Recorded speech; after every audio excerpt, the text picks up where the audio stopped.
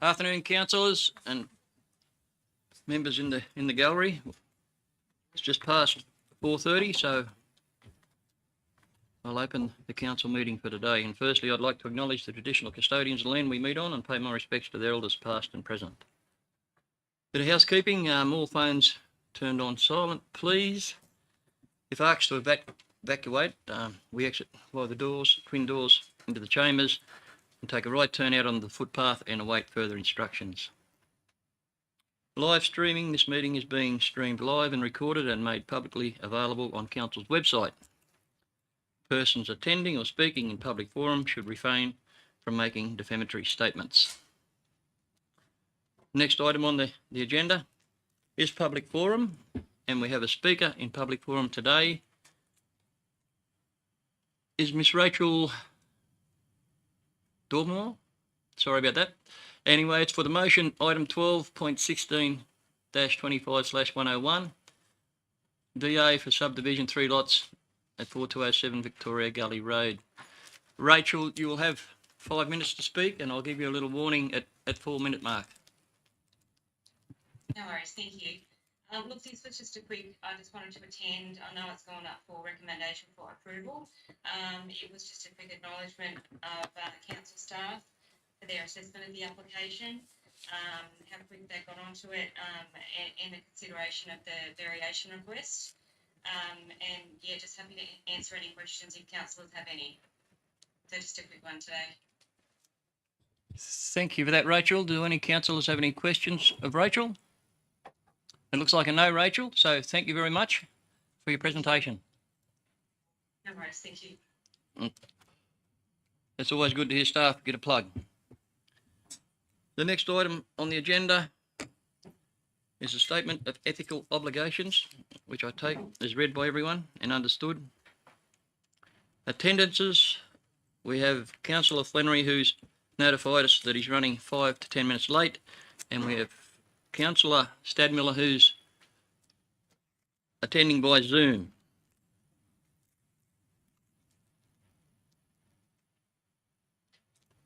Do I need to ask for that to be accepted?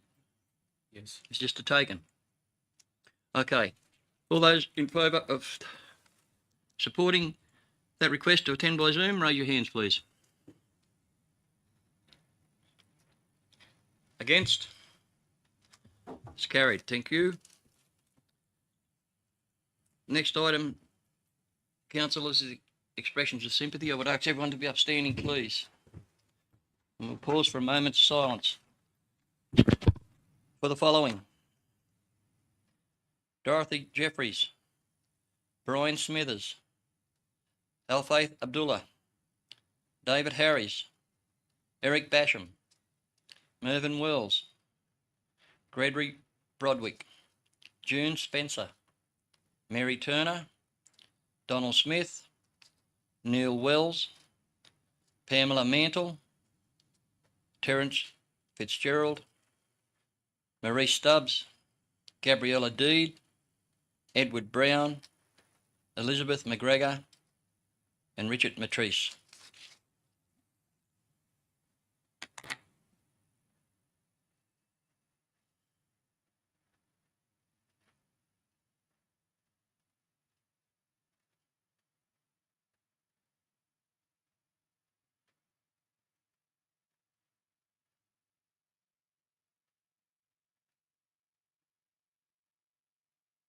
Thank you, everybody.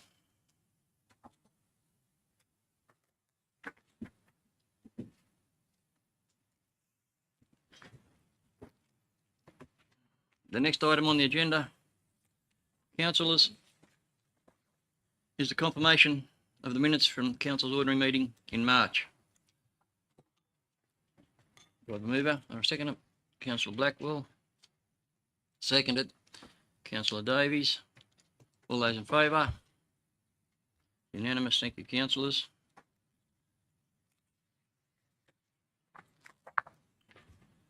The next item is disclosures of interest.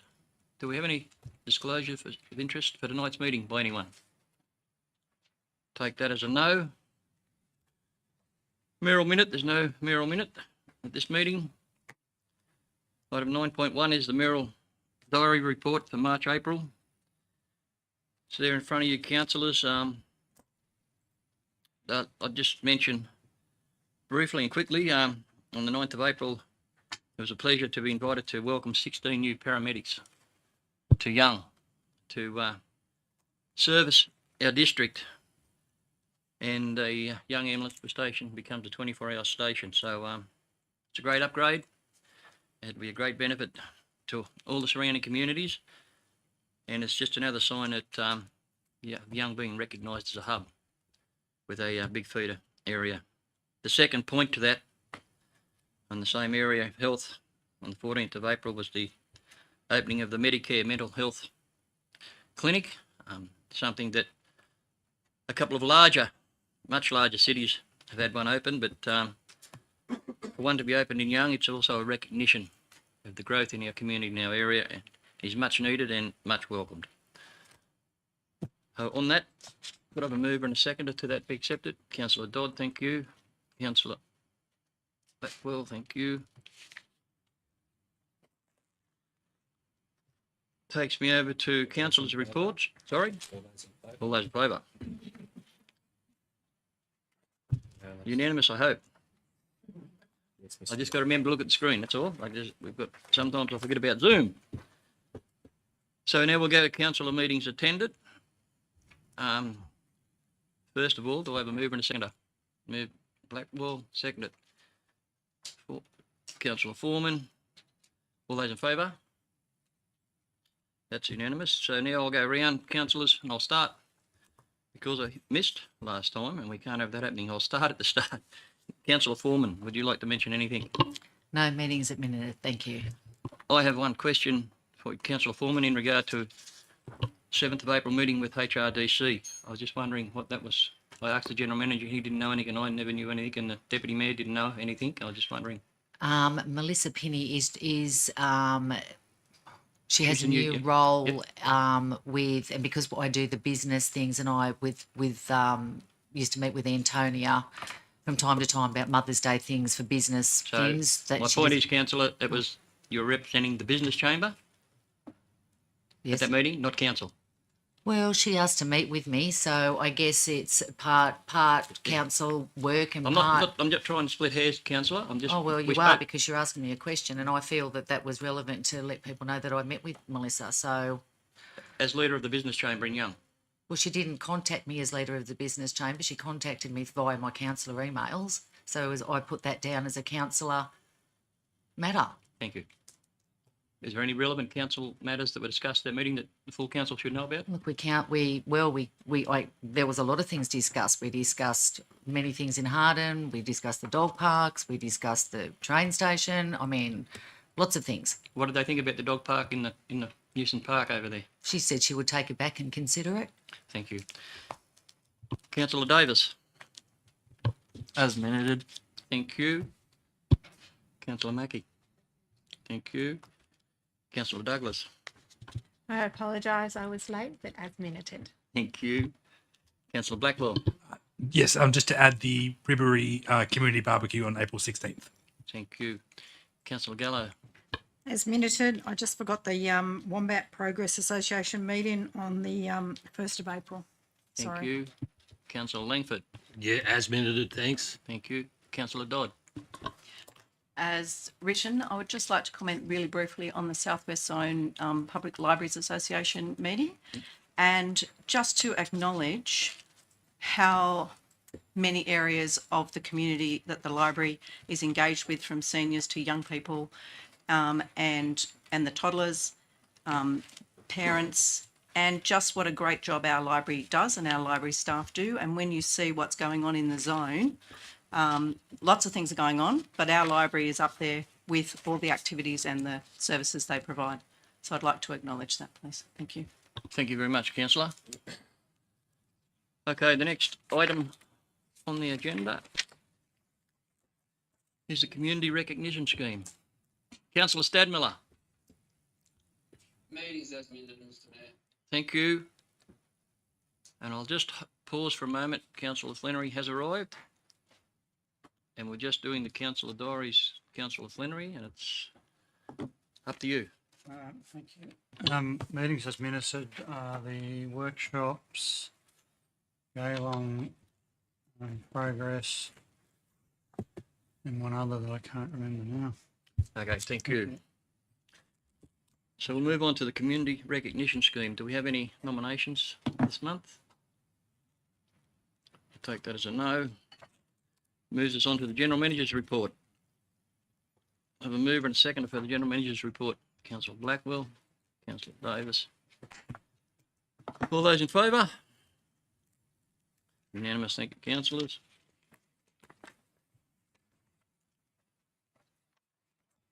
Takes us over to 12.2. Demerger poll referendum process and estimated costs. There's a report there, councillors, and the recommendation is to receive and note the report. Do I have a mover? Councillor Gallo, thank you. Seconded by Councillor Davis. Any questions in regard to the report? Just a question here, Mr Mayor. Councillor Stadmiller. Yeah, where do we go to here, Mr Mayor, after we receive and made the report of the process with about 10 steps, but receiving and noting the report doesn't take us too much further unless that process is followed. Thank you, councillor. All those in favour? Against? Councillor Stadmiller, did you vote? I'll be against, Mr Mayor. It doesn't actually. Thank you. Anywhere for specific- Next item is 12.3. The Financial Improvement Strategy, April Progress Update. The report there, councillors. Also receive and note the information. Do I have a mover and a seconder to start with? Councillor Gallo, Councillor Dodd, thank you. Any questions in regard to that report? If not, I'll put it. All those in favour? Thank you, councillors. 4.4 is a report from Burrawa Showground Users Group. There's a report there from the General Manager, and the recommendation reads, receive and note the report. Note the consensus of the users that an irrigation system be pursued for the back area of the Burrawa Showground, and then receive a further report to establish a Burrawa Sports Advisory Group after an invitation application process has been undertaken. So I'll get a mover and a seconder first. Councillor Mackie, thank you. Councillor Douglas. Have any questions for the General Manager or anything in regard to that? Yes, a question from me, Councillor Mr. Mayor. Blackwell. Just a question on, are there any suggestions on how that funding might be achieved? I'm presuming grants, and like, have we done any work on that regard, or is it kind of being held off until we get the Burrawa Sports Advisory Group? Through you, Mr. Mayor, there's been no discussion about how to potentially fund that. It's just been an estimation of the project, but certainly there was full support of the people that attended, and certainly, as I said here, they would like a sports advisory group, and that would be something that they would discuss and, dare I say, advocate for. Could I just make a comment, please? Also, would it be, considering that we're looking at, we have a young advisor, sports advisory group, and we also are now going to try and establish a Burrawa advisory group. Would it also be worth looking into doing a Harden Murrumbara advisory group? Then we have the three different bodies, the three different towns all represented under a sports advisory group. Then going forward, we could also, that would also help with the sports strategic plan that was a resolution of council, last council term. Through you, Mr. Mayor, I'm in your hands, councillors. No further comments on the report? If not, I'll put the recommendation. All those in favour? Councillor Stadmiller, it's unanimous. Next item on the agenda, councillors, is the draft Hilltops Council Integrated Planning and Reporting Documents. So move. Move Councillor Flannery, Second with an amendment, please. second with an amendment. So, Councillor Douglas, would you like to tell us about your amendment? I would like to amend the rate for Young. While the Young Water and Sewer Fund is currently delivering a strong operational result, I believe that a proposal of no increase may place pressure on our ability to, in the future, to cover operational costs. To ensure long-term sustainability, I would like to propose a 2.2 increase, which changes from the 4.4 that was previously considered, to ensure that we still are providing a responsible increase for ongoing future costs. Does the mover accept that amendment? No, Mr Mayor. Okay, then that amendment will be now debated. So Councillor Douglas has just moved her amendment. Has Deirdre, have you got that?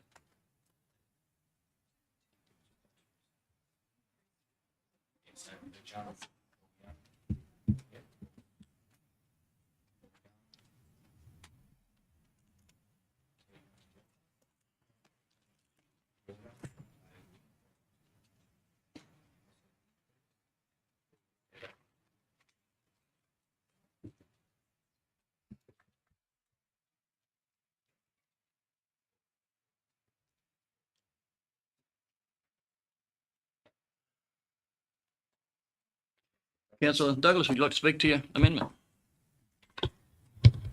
Yes. So if I'm reading the report right, we weren't going to increase the young water and sewage rates this year. We were just going to keep it as normal. I do propose that we only increase to 2.2 instead of the considered 4.4. Question first, did you say water and sewer or just water? Young water and sewer fund charges. Are they separate? Thank you. Yeah, there's through you, Mr. Mayor. The water, we've done an analysis on water, not sewer. It's the water. It's just the It is just the water. No, Oh no, I'm sorry. sorry, Mr General Manager. I'll ask the mover of the amendment again. Just the water. I apologise. Thank you. Just the water. Okay, we're clear on that. Thank you.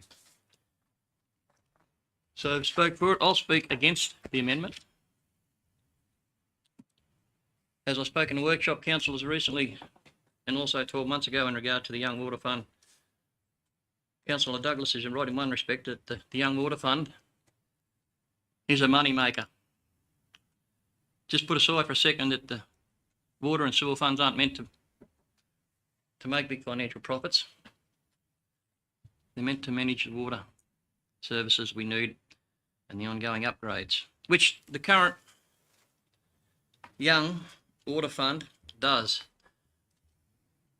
I'll be looking to move an amendment to have no increase to the Young Water Fund user access and user charges this financial year, given the numbers that are reported to us in regard to that fund.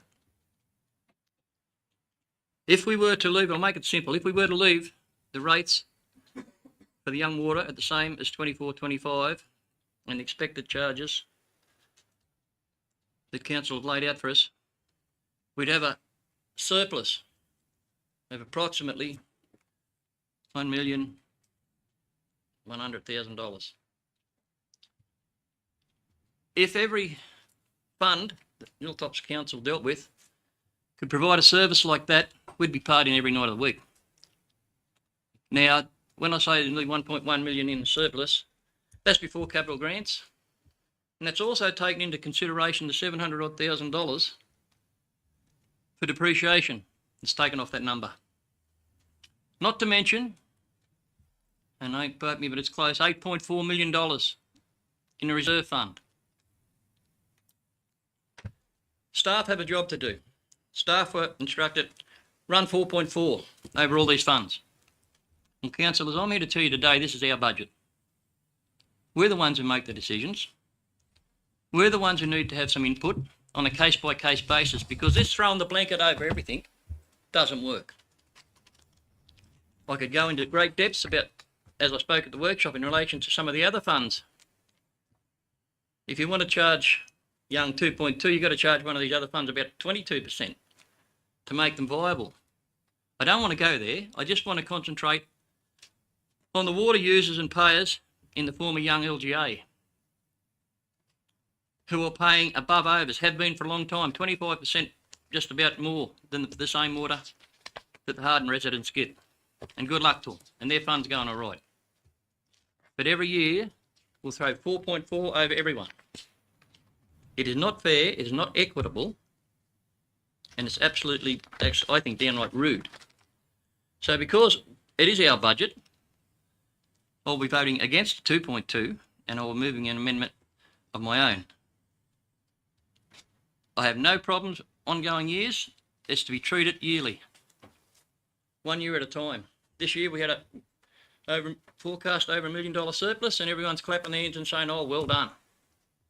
We have the same forecast for next year without slugging the water users in the former Young LGA another $47 a head. For what? To say we make a $1.3 million surplus after the $760,000 depreciation has come off. I cannot in good conscience vote for any increase in the water fund in Young. That's me. Anyone else like to speak to the amendment? No? Anyone else like to speak against the amendment? No? Then I'll put the amendment. All those in favour of the amendment, raise your hands.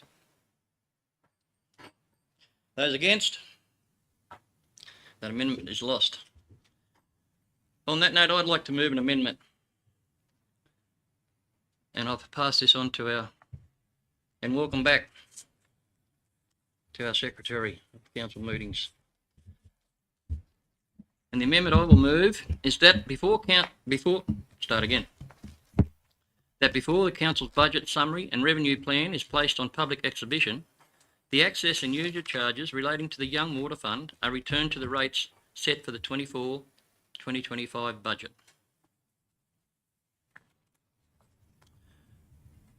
So now, I don't really need to say any more to that amendment. I've just had 4 or 5 minutes speaking against by any rise. I don't think there's anything else I could say. I can give you more numbers if you like. I can direct you to the pages to look at it to make sure that what's being said is accurate. I just believe that this year needs to be looked at with facts on the numbers, and that's what I'm trying to do. So I would ask for support in that amendment. Is that amendment accepted by the mover first? Yes, I'll accept that amendment. Thank you. I should have done that before I spoke again to it.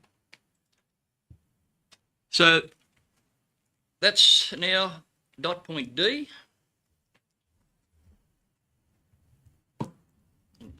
Be up on the screen, I hope, for everyone.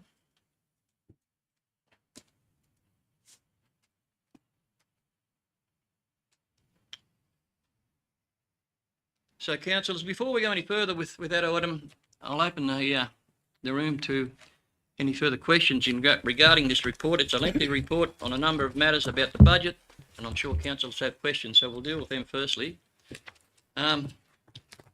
Anyone got any questions regarding the budget paper? I have my own amendment, Mr. Mayor, if that's okay. I'm sorry, yeah.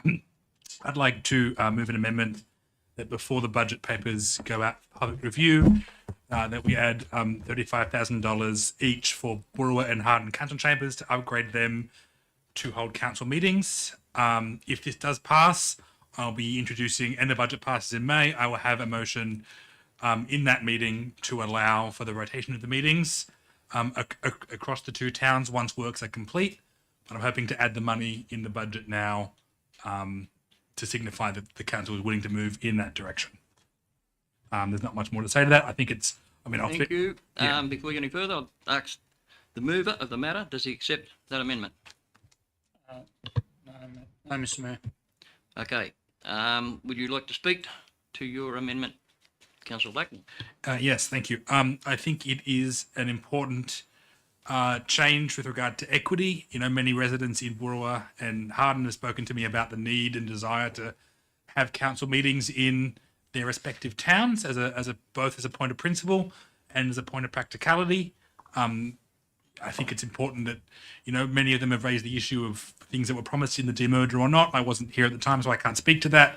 But many of them have raised the issue as one of equity and of access. And I think as a Boorowa resident, it is important that, we try and do that. And so adding in the money shows that, is the first step to getting the meetings rotated.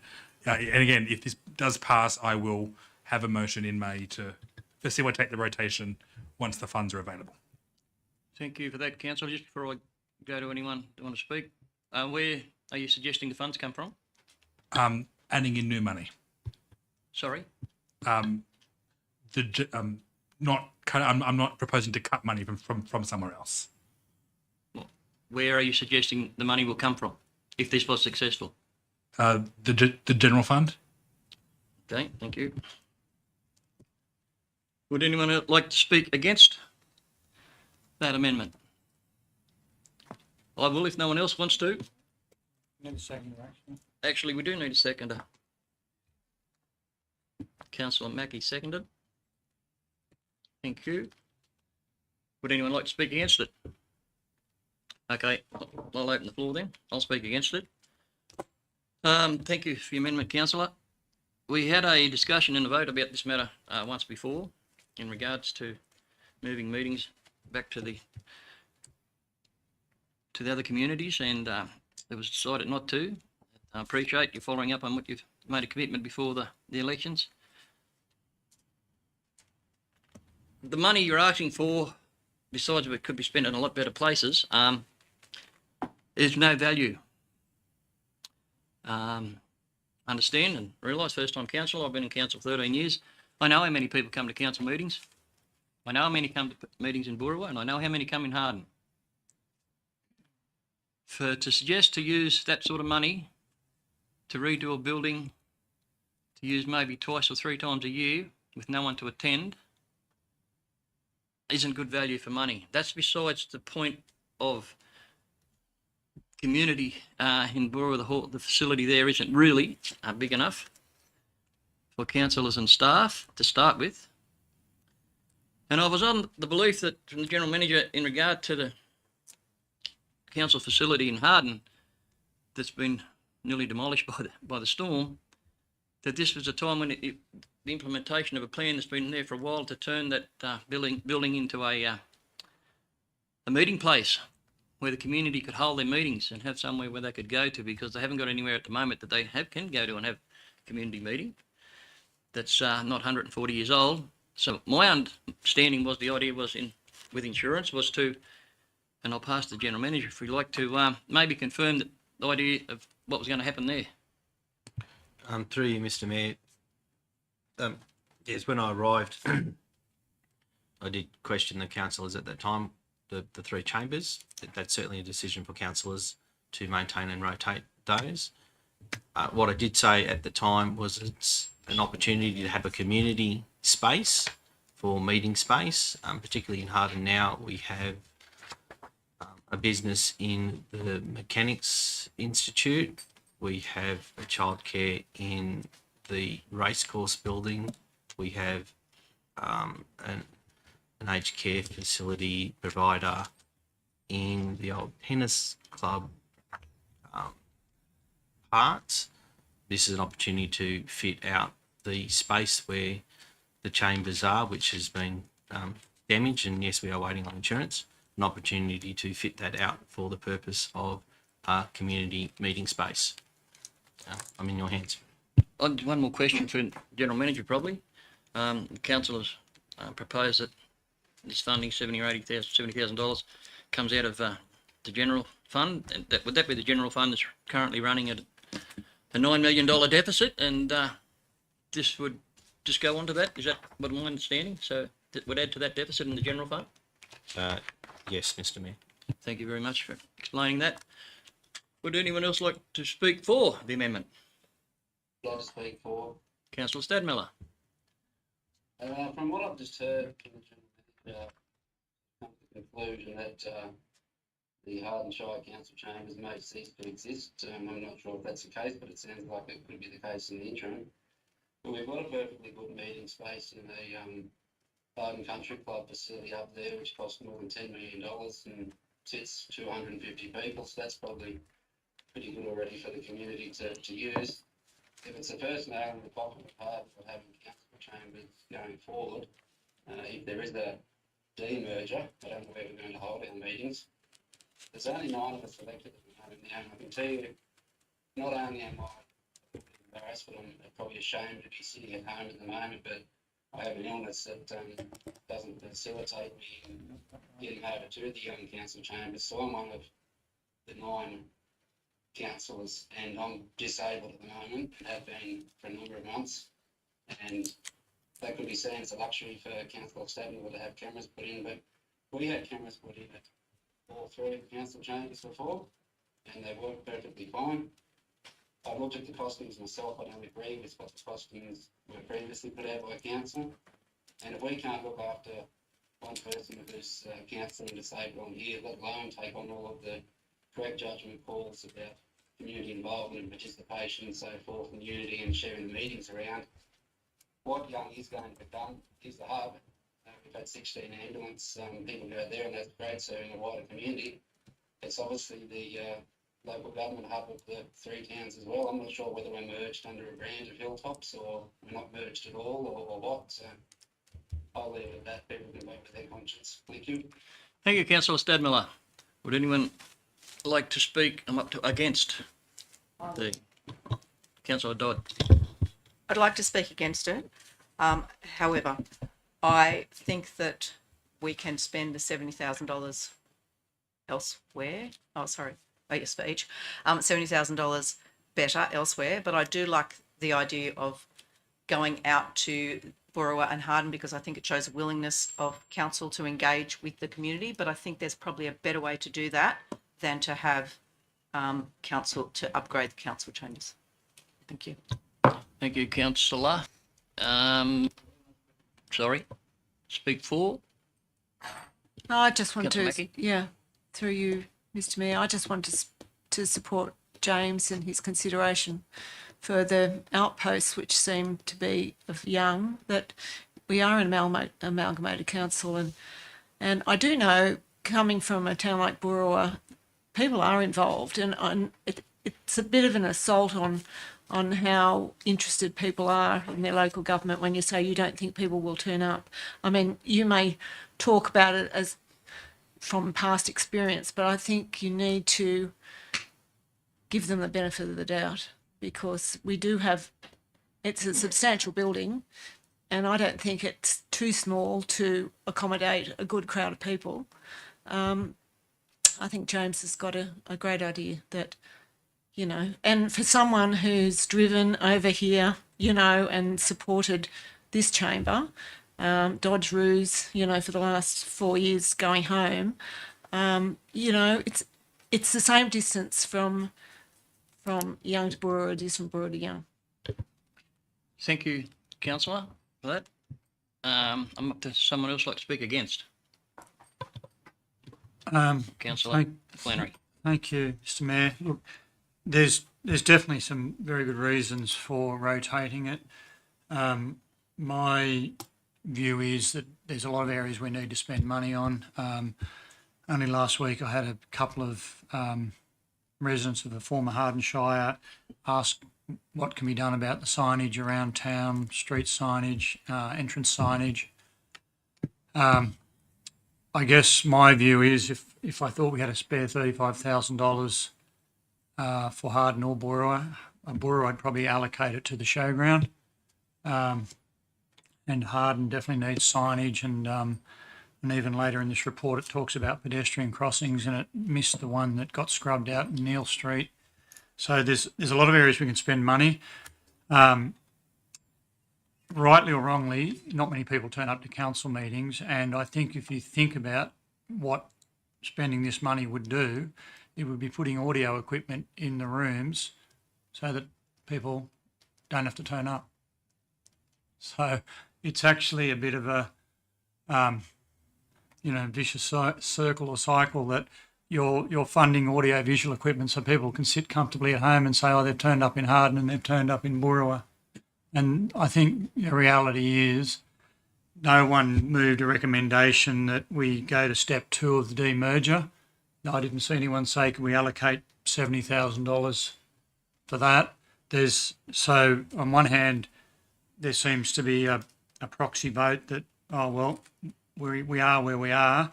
And part of that is that Young has become, the administrative hub of Hilltops Council. Yep, I would like to see more engagement with Harden and Boorowa. I definitely would like to see that, but I think for the sake of spending $70,000, there are certainly other areas in Harden and I know in Boorowa where we could spend that money, which doesn't lessen the budget, but also engages with the community more. So, Thank you, Councillor Flannery. Okay.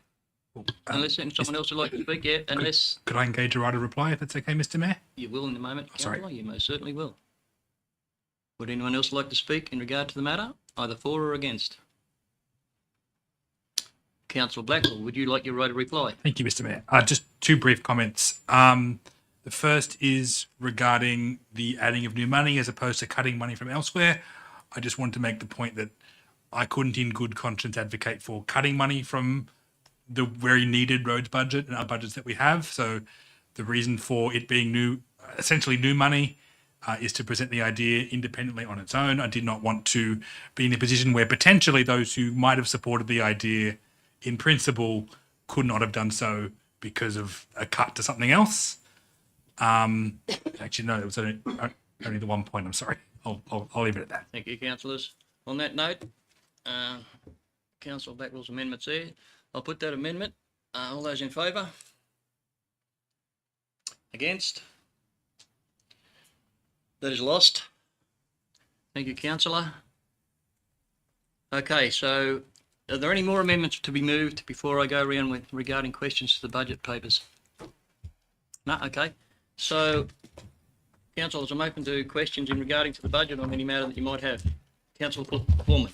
Okay, I would like to speak against your motion and are we up to that you yet? can do that if you want to. Yep. Yep.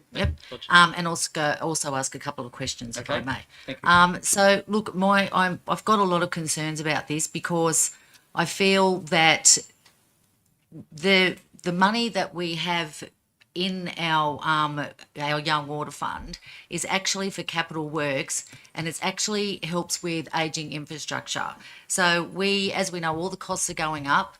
We are the biggest town. We have the most infrastructure that is aging. And if there is an emergency or if something happens, we have that money to look after the township of Young.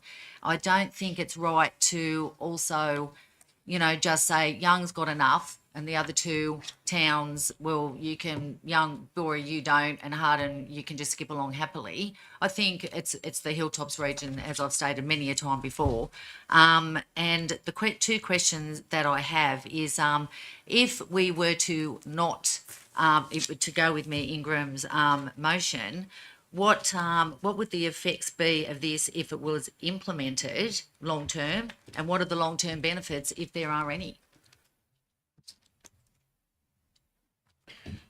Are you asking the question to council and myself, or? To the director or the general manager would be. Well, I'll would say be mine for the right preferred. reply, so I pass to whoever would like to take it on. Through you, Mr. Mayor, as indicated in the report, the revenue foregone for the 25-26 year would be 246,000 for that year and ongoing in that space, and that money therefore would not be available for future capital works at a future point in time. Mm-hmm. Thank you, Mr. General Manager. Councillor Foreman, So then, long term, so we're losing $246,000 each and every year that this stays implemented. And you can say that it's only for this year, but then we have to reverse it all for the next financial year and revote. So why would we just not do it for 1 year? I don't understand. And we also would have to, if something happened, we'd also possibly have to apply for a loan to budget or to help with the ageing infrastructure.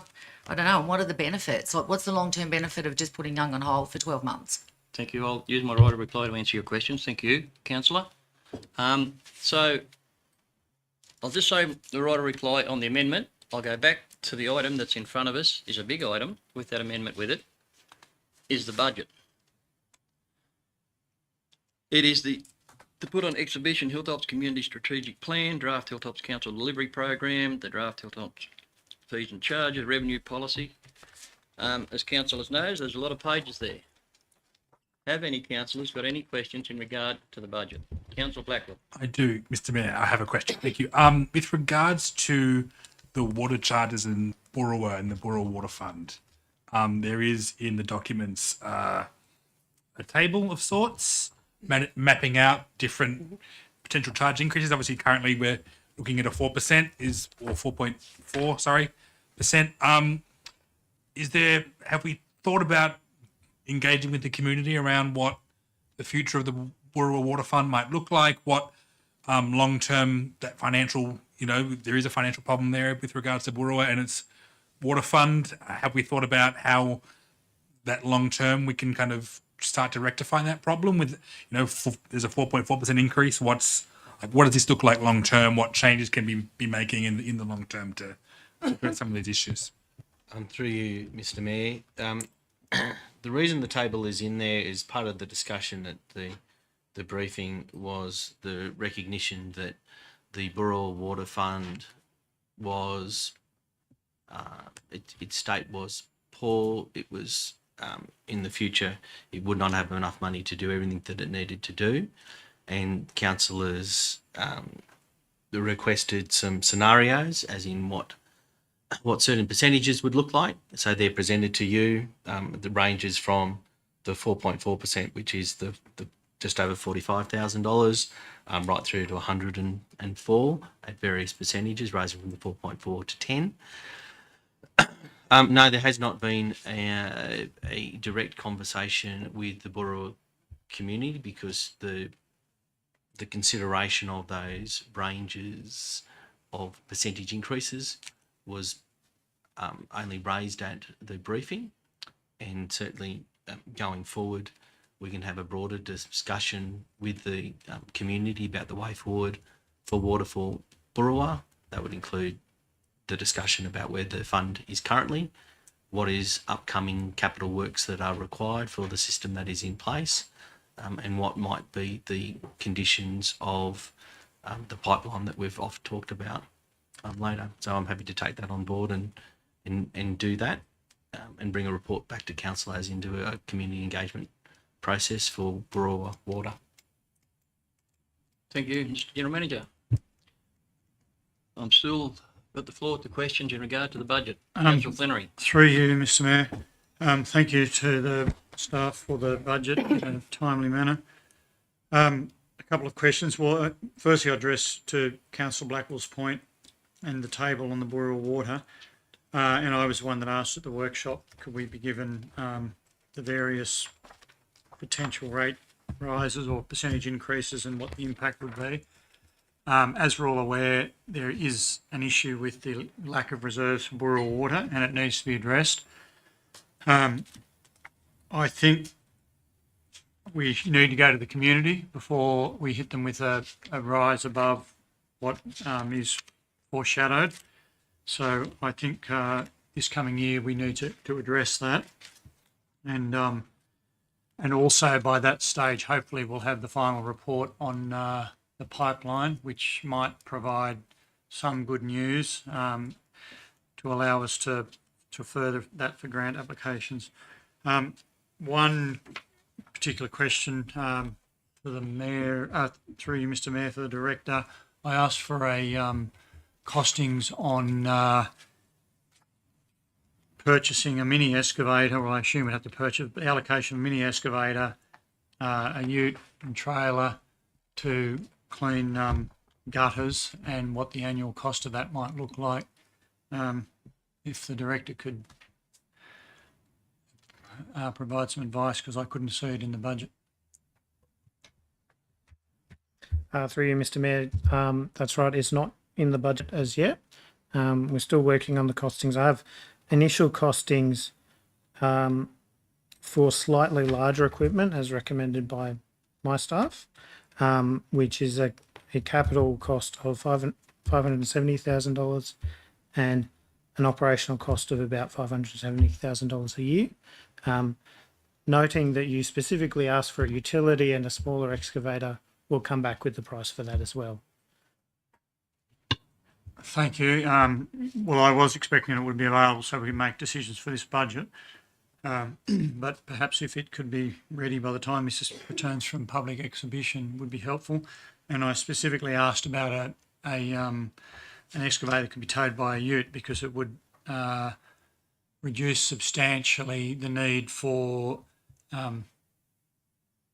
I guess signage or staff to block off roads, or whatever you call the crews that block off roads. Was if it's a one-man job to load it onto a ute and drive around, it substantially reduces the operational cost.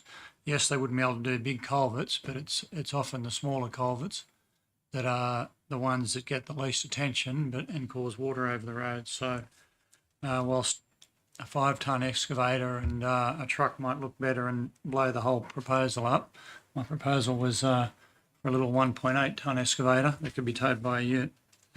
Thank you. Thank you to the director.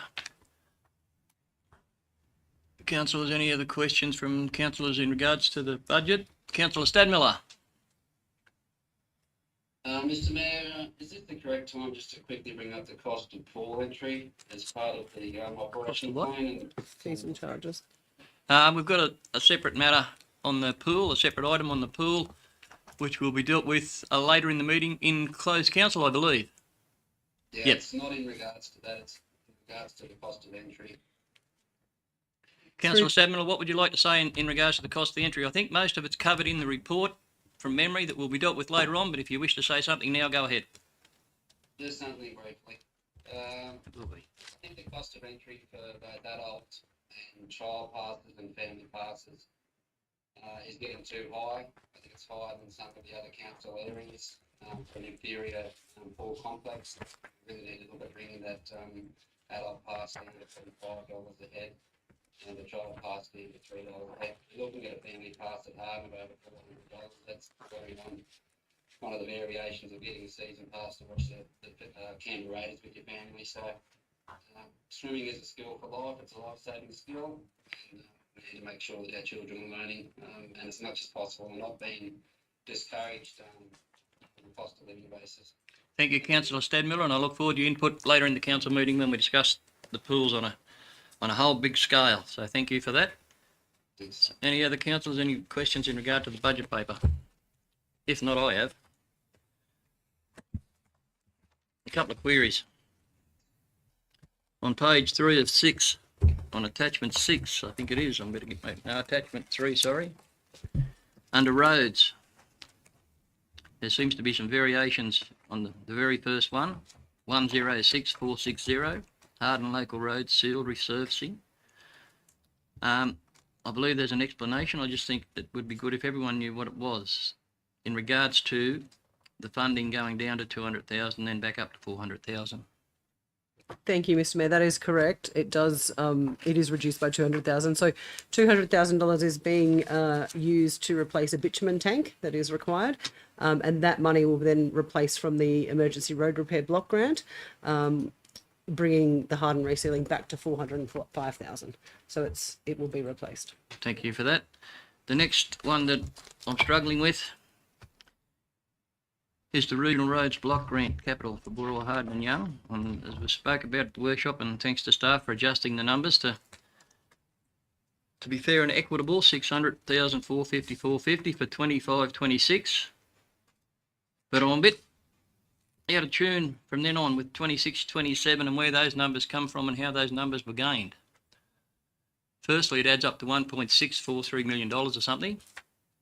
And there's no equity there at all. No, you have the Boorowa component going up over 100,000. 70,000 back up for the Harden and Young going backwards. What happened to the fairness and equity we talked about when we went from 600 to 450, 450? Yeah. Thank you, Mr. Mayor. That's correct. We did change 25-26 to reflect the equitable distribution of funds. The following years weren't changed. Planning that we were going to do a total review of the program and allocate the money where it was needed, but it can be changed if councillors so wish. Well, to that point, it was spoke about a block grant of $1.5 million for 3,000 kilometres of roads, by the far bigger portion being in the former LGA of Young. Given that it's divided between the three communities, I understand if work needs doing in Burrawa or Harden or wherever, it needs to be done, it needs to be done.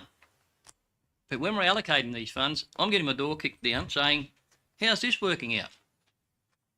I've heard councillors sit in this room for years and say, we've got to be fair and equitable. But when it comes to this, we've got to put that next year's budget, then the numbers are all over the place again. So the general public read this, or councillors come in next year and say, well, that's what was in the budget.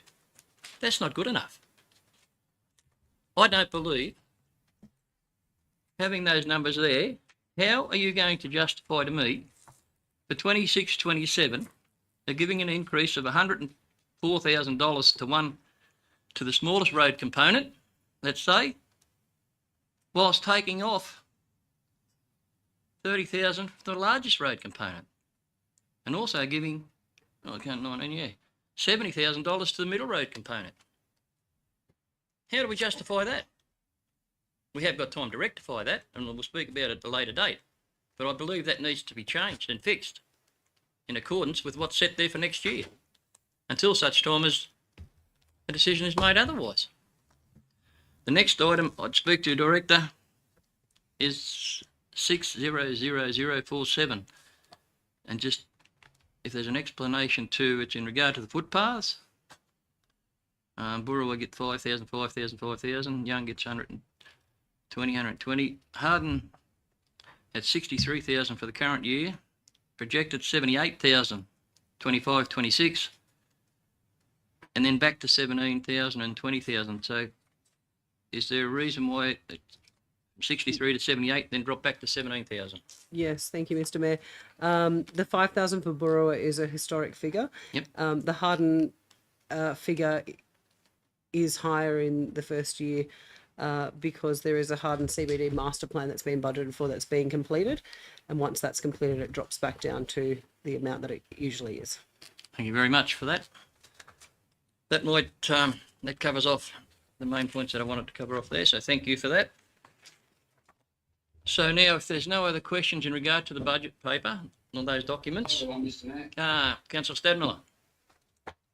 Just before we go too much further, back to your first issue there with, I think, the cost of the bitumen tank that the director brought up, the $200,000. So that, I think, might be something that we have to look at. Can't say too much more at the moment.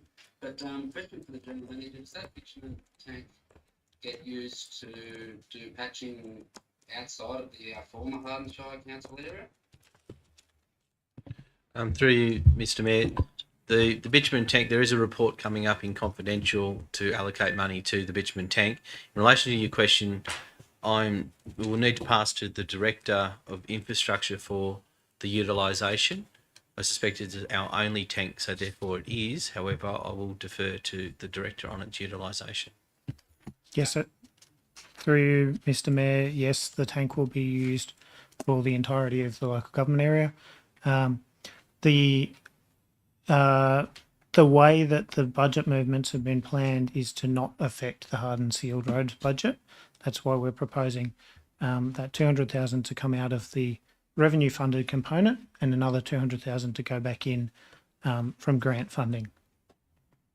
Okay, thank you very much for that. That explains it then. That sounds rather fair if it's looking after the entire local government area.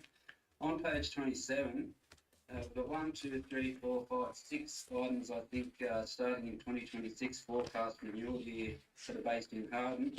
The rest of the page is Young, and then the entirety of page 28 is Young, the entirety of page 29 is Young, as is 30, as is 31, and it's not until 32 that we get some sort of mention of Bora, and it's not until the year 2029. Is there any sort of explanation as to why Bora sort of doesn't seem to be appearing anywhere in the priority stacks? Through you, Mr. Mayor, Councillor Stadmiller, could you please just let us know where you're looking? We don't seem to have those page numbers so that we're able to answer your questions. All right. There's 10.0 appendices, Appendix A, renewal forecast summary. It's about 80% of the way through that one. Doesn't help me. Read right. What's the name? Councillor, what's the name of your report and your pages on that report? We go back and- The asset management plan, perhaps? So, Councillor Stadmiller, are you looking at the asset management plan? Yeah. Yeah. Okay. Okay. Yeah. That's the future plan. That's the forecast renewals. I'll pass to the Director of Infrastructure. These are estimate, but I will say it's a 10-year renewal forecast on when we expect those assets to be, but those numbers don't are not budgeted for within the future, the long-term financial plan, given that they are not funded. This is when we expect them to have to be replaced, but they are not budgeted for. So the lining of the different budgets, certainly that report is under review, but they won't necessarily line up because the asset management plan is a forecasting tool on when we expect we would need to, but we have not been able to cost those because they are not yet funded. I'll ask the Director to add any further explanation. Yep. So through you, Mr. Mayor, I'm unsure which specific asset management plan the councillor is referring to. However, the asset management. It's in the bloody document. Councillor? Yeah. Councillor? That makes it easier. Councillor? Funded, it says renewal cost and there's money amounts next to it. Councillor? Yeah. Have I been sent the wrong paper here? No, I'm sorry, Mr. Mayor. I will say, I will, Mr. General Manager. yes, I will refer the staff to appendix 0.5, which is the asset management plan, and is page 30, 31, etc. of the asset management plan, which are the numbers that Councillor Stadmiller is referring to, which are which is, I believe I articulated. They are expected. They go out to page like 49. They talk about renewals for 2030 and the expected renewal costs. So through you, Mr. Mayor, yes, the asset management plans, they are a forecast of expected renewal costs for the class of asset that each plan refers to. Those renewals are, or those plans are currently under review. Council's undertaking a comprehensive review of its asset management systems. So these asset management plans are current, but they're expected to be updated, and that may include more nearer term works for Borough. And just Okay. yeah. I'd hope so, but I'm just confused as to why Bora's got years of 2029 next to it, which is 4 years away possibly. And that concerns me if I was the president of Bora, and Harden's got sort of a droplet at the start and it sort of kicks into young. It looks like it's a lot of young, and I'd be concerned if I was president of young as to all the things that they're fixing in young. Yeah, so I don't know, maybe this needs to be looked at separate and discussed at a later date or at another meeting. This is, I don't know if any other councillors read this, but it's considerable amounts of money, and it goes all the way out to 2032, and it goes down to Windermere Street, Kingsville Road, southwest corner. So $306,046 is the final item, and it looks like it's pretty well planned and ready to go from here, whether it's under review or not. So I'll leave it at that. Thank you very much for your time. Thanks for your input, Councillor Stadmiller. In regard to the budget, it's an important document, as I mentioned before, and it is our budget, and we are responsible for it. So I thank you for your input. If there's any other further questions in regard to the matter, I'll have my right of reply Just to the amendment, or Councillor Fleming. through you, there's an allocation of budget for trees in the Harden streetscape. I'm not aware of any being replanted. Could the director advise? Is there a number that needs? There's a number of trees and plants that need replacing. When that's likely to occur?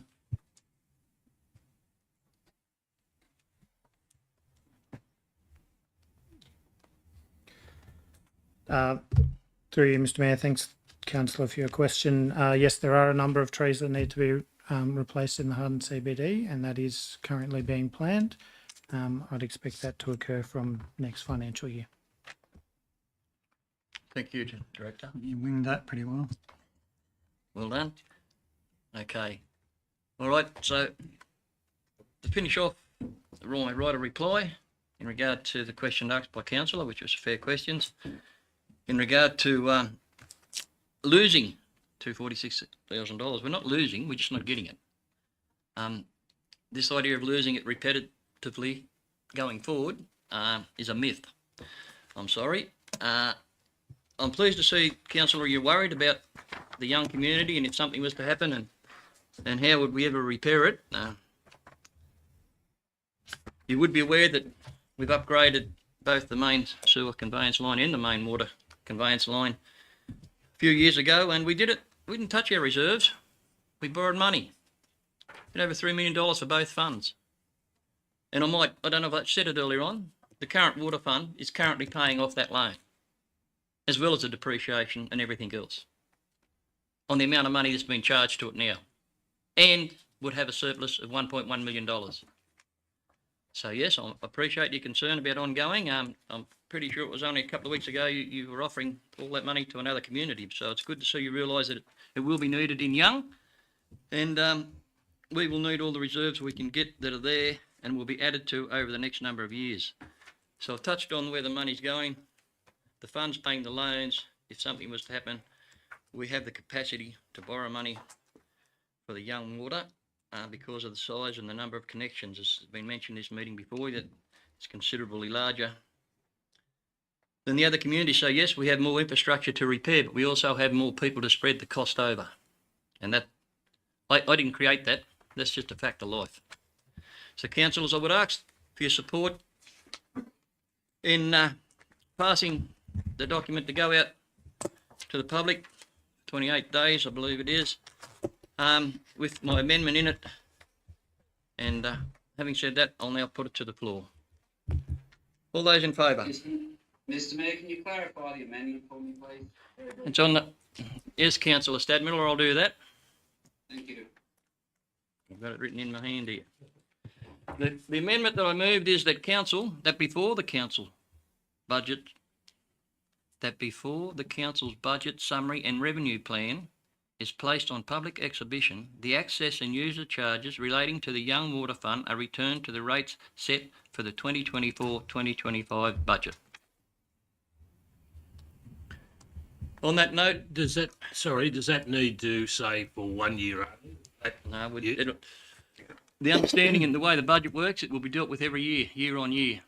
So when it comes up to us in 12 months' time, it'll be a whole different ball game about what we do. So, but thank you, councillor. On that note, I'm going to put the item. Unless Councillor Foreman, did you want to say something? You went for your buzzer, I'm sorry. Well, I was just going to say, so are we just to clarify, so we're just basically giving Young the possibility of a year off paying their water rates? No, you're 100% incorrect, councillor. Okay, I gave you the please benefit. explain. I gave you the benefit of the doubt of saying something again. You've just said we're voting on giving the ratepayers, former Young LGA, the right not to pay their water rates. That's 100% incorrect. What we're doing, you had your opportunity, councillor. I was very generous and gave you the opportunity.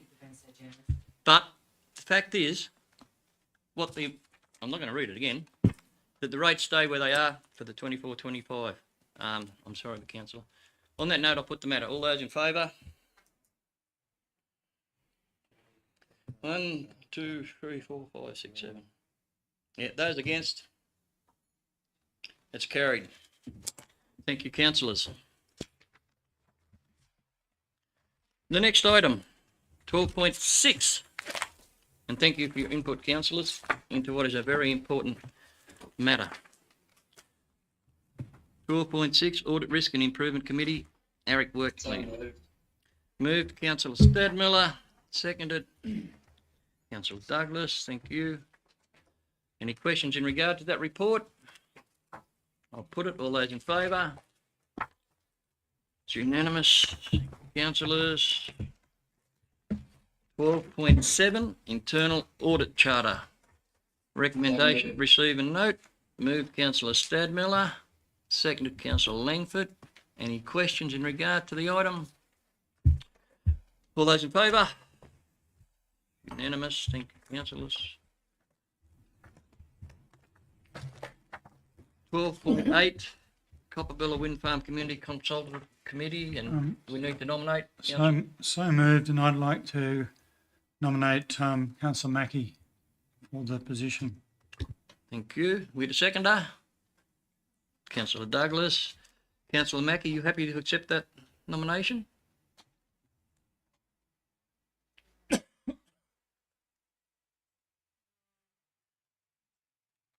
I've got so much on. You don't, well, it's up to you. You don't have to accept it. I'm happy to do it. We need someone else if you don't. Well, if someone else would stand up, that I would appreciate that. I'll nominate Councillor Flannery. Would you like to accept that, Councillor Flannery? Yep, I'll Thank you. There you go. put my foot in it. Done. Yeah, you did. Well and truly. All those in favour of Councillor Flannery being represented? Thank you, councillors. Well done, Councillor Mackie. 12.9, cash investment and unrestricted cash report. Do I have a mover and a seconder for a start? Councillor Langford, thank you. Councillor Blackwell. Any questions in regard to that report? If not, I'll put it. All those in favour? Unanimous? I'll just Sorry? make one comment. Not really. Sorry. Okay. The matter's been dealt with, unfortunately. No favouritism in this room. We go to item 12.10, outstanding rates and charges and sundry debtors report. Receive and note the report. I'm going to move in a seconder. Move for the question. Councillor Douglas, and second it was Councillor Mackie, I think. And we have a question, Councillor. Thank you very much, Mr. Mayor, and through you. The proportion of people overdue on their rates over 4 months has grown from, in January it was 19%, in February it was 24%, now we're at 41% who are overdue over 4 months. It's something I've raised at successive meetings, this kind of slow growth of this number. Obviously it's our revenue and, you know, we rely on it, but also, you know, we don't want to see people in the community unnecessarily in arrears and suffering with debt loads. Are we doing anything about this issue?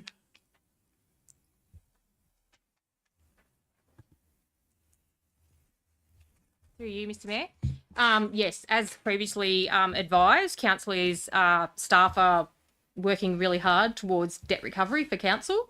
It is a slow process because lots of stuff has to go through the courts, which is a delayed process. You've got to wait for so many days between the next action. But yes, we are working really hard to try and get these percentages down. As you know, sale of land's coming up. We have started issuing things through the courts. We have started issuing notices about flow restrictors for water.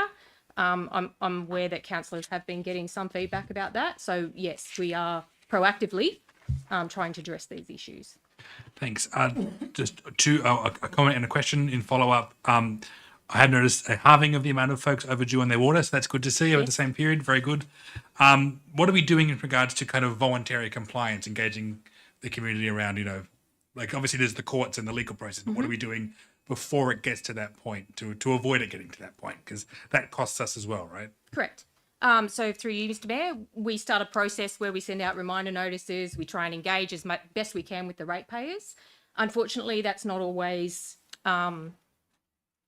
successful or getting any action. So we do need to progress it to the next level. Yeah.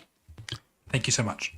Thank you. And the point to that is that if you watch this month to month, councillor, you'll probably go stare crazy. The clock ticks over very slowly, and staff have done a great job in the last 2 years of really reducing that. It was a big concern, as fellow councillors who have been there the last term will understand, and they've done a great job to bring it back to what it is, but it's an ongoing process, as you're aware. Yeah. Councillor Flannery looks like a question. It's a comment as much as anything. Thank you, Mr. Mayor. On page 91, there's just a typo on the number. I'm pretty sure the amount outstanding is more than $11,875. I think that's through you, Mr. Mayor. That was dated as of the 28th of February. million though, is not $11,000. Oh, sorry, that is a typo. Yes, I will get that corrected before it. Just for the record, look, I just support what Councillor Blackwell was saying. We've really got to stop this. 4 months, and it is hard because you can't make people pay without hitting with a baseball bat. But if we've really got to come down and make sure we can limit that 4 months to 1 year from growing both in rates and water, and we need to get the restrictions on water meters as early as we can. Otherwise, it just blows out. Thank you, councillor. Councillor Duffy. Question through you, Mr. Mayor. Are you able to give a number on how many restrictors have been placed as yet? None as of today. So the last lot of notices, at the last council meeting, we were in the process of issuing notices for flow restrictors, which we have issued they were issued 3rd of April, giving those that had overdue water notices an opportunity to pay before that final restrictor letter was issued. I believe that's due next Friday. What's the time frame of overdue? So when are they due and when do they get their restrictions on? So what period do they have to pay? So we send out the original notice, which gives them a time frame of usually 15 days to pay. They're then issued a final reminder notice, which says you've got another 14 days to pay. Then the restrictor notice is issued, which gives them 7 days. Then we install the restrictors. So restrictors are placed on overdue on, 1 year, 4 months? Through you, Mr. Mayor, sorry. So what we did was we went through the largest amount of outstanding water and worked out that we have 20 flow restrictors of over $20,000 owing. They're the ones that will be targeted first. There was 8 for young, 5 and 5 basically. Yeah. Well, just 20 altogether. The majority being, of course, the bigger the area, the bigger the amount, but we're targeting over $20,000 first. Thank you. Thank you for that. Any other questions in regard to that report? Okay, I'll receive and note the report. All those in favour? It's unanimous, thank you. 12.11, information system status. So moved with a few comments or questions. Councillor Flery moved it. Councillor Langford seconded. Question. Dot point 4 under background, it says to assign business process owners and to assign responsibility to mod. Who are the business process owners is one question. On key, and I should begin by saying thank you for the updated report because it certainly provides a bit more information. On page 95, key focus areas for the next phase of this project will be enterprise asset management, performance planning, recruitment. Has a focus been of technology? One, cost apportionment, getting better cost apportionment to projects, to work streams and whatnot, and what do we know as a result of it in relation to costing and productivity?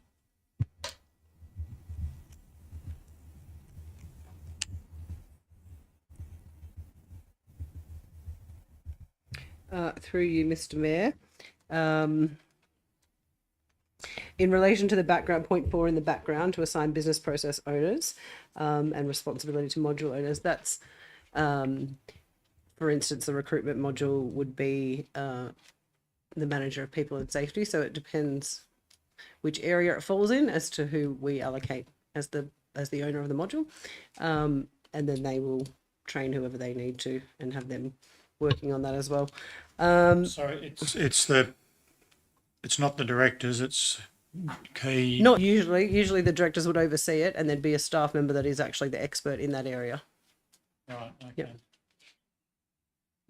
And in relation to the cost apportionment, can you talk to that? Yeah. So through you, Mr. Mayor, the cost apportionment isn't really to do with the technology, it's to do with how we understand our budgeting. So in our financial improvement strategy, we have a whole service level costing work stream where it looks to get a better nexus between the work we do and the costs attributed to that across the entire cost of the business. So there's work happening in that. The technology is there to enable it to happen. It's about us configuring the system to report correctly. That's what I asked.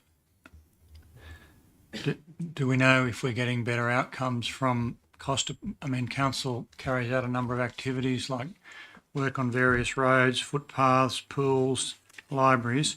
Presumably, it used to be done from staff's work lists, and then it would be put into the, not the budget, the cost allocation. I imagine now, if for example, this was zero, it'd come in, your cost or your timesheet would come in and you'd allocate it. My question was, are we getting, has there been any change in the cost apportionment of projects, processes? Is Technology One giving us a better view on what's happening? And what do we know about productivity?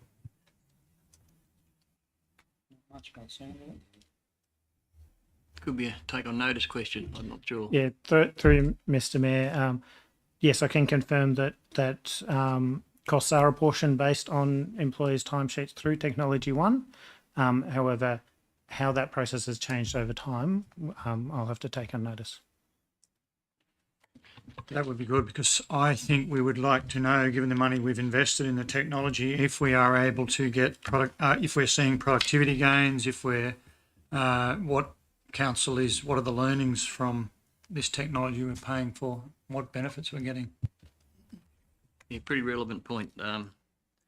Things would appear to be getting better, and we all know there's plenty of room for that, so hopefully that can continue that way. Any other questions in relation to that report? If not, I'll put it. All those in favour? Against? Councillor Stadnall's against receiving that report.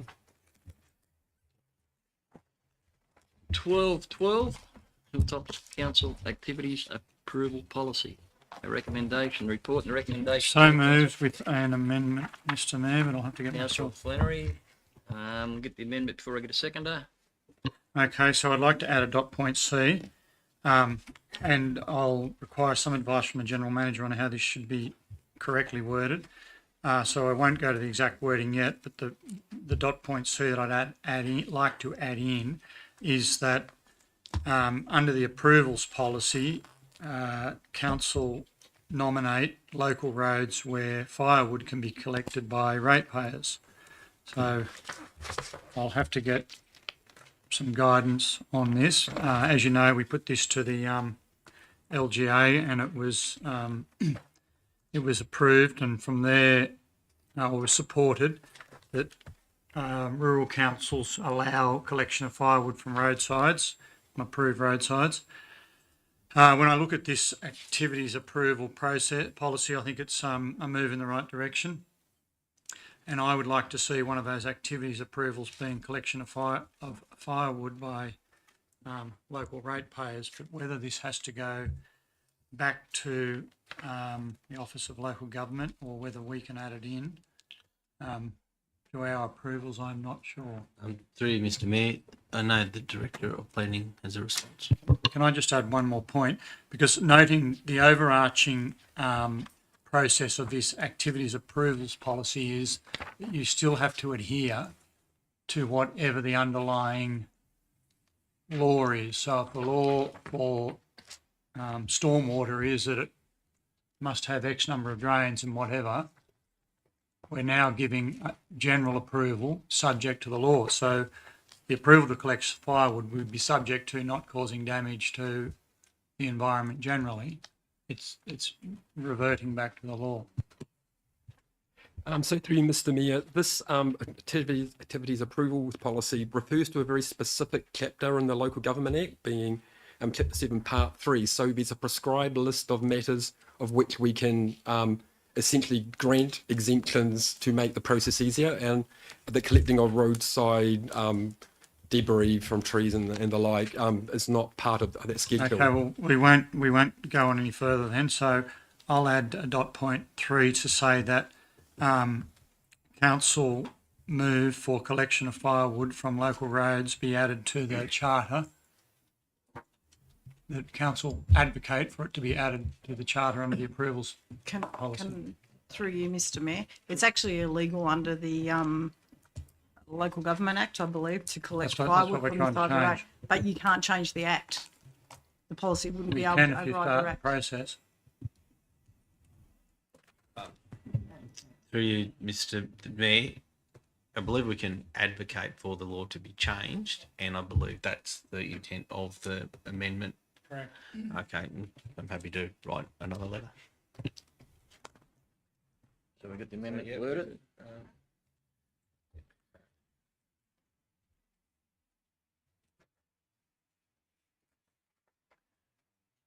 I'll just get Councillor Flannery to check this before we go on with it.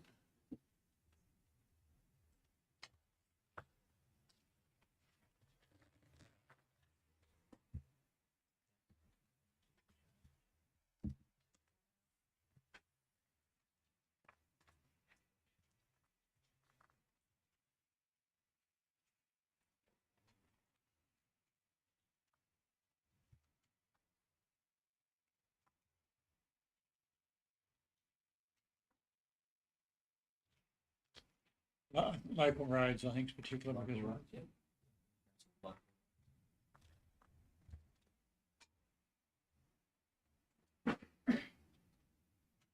Okay, Councillor.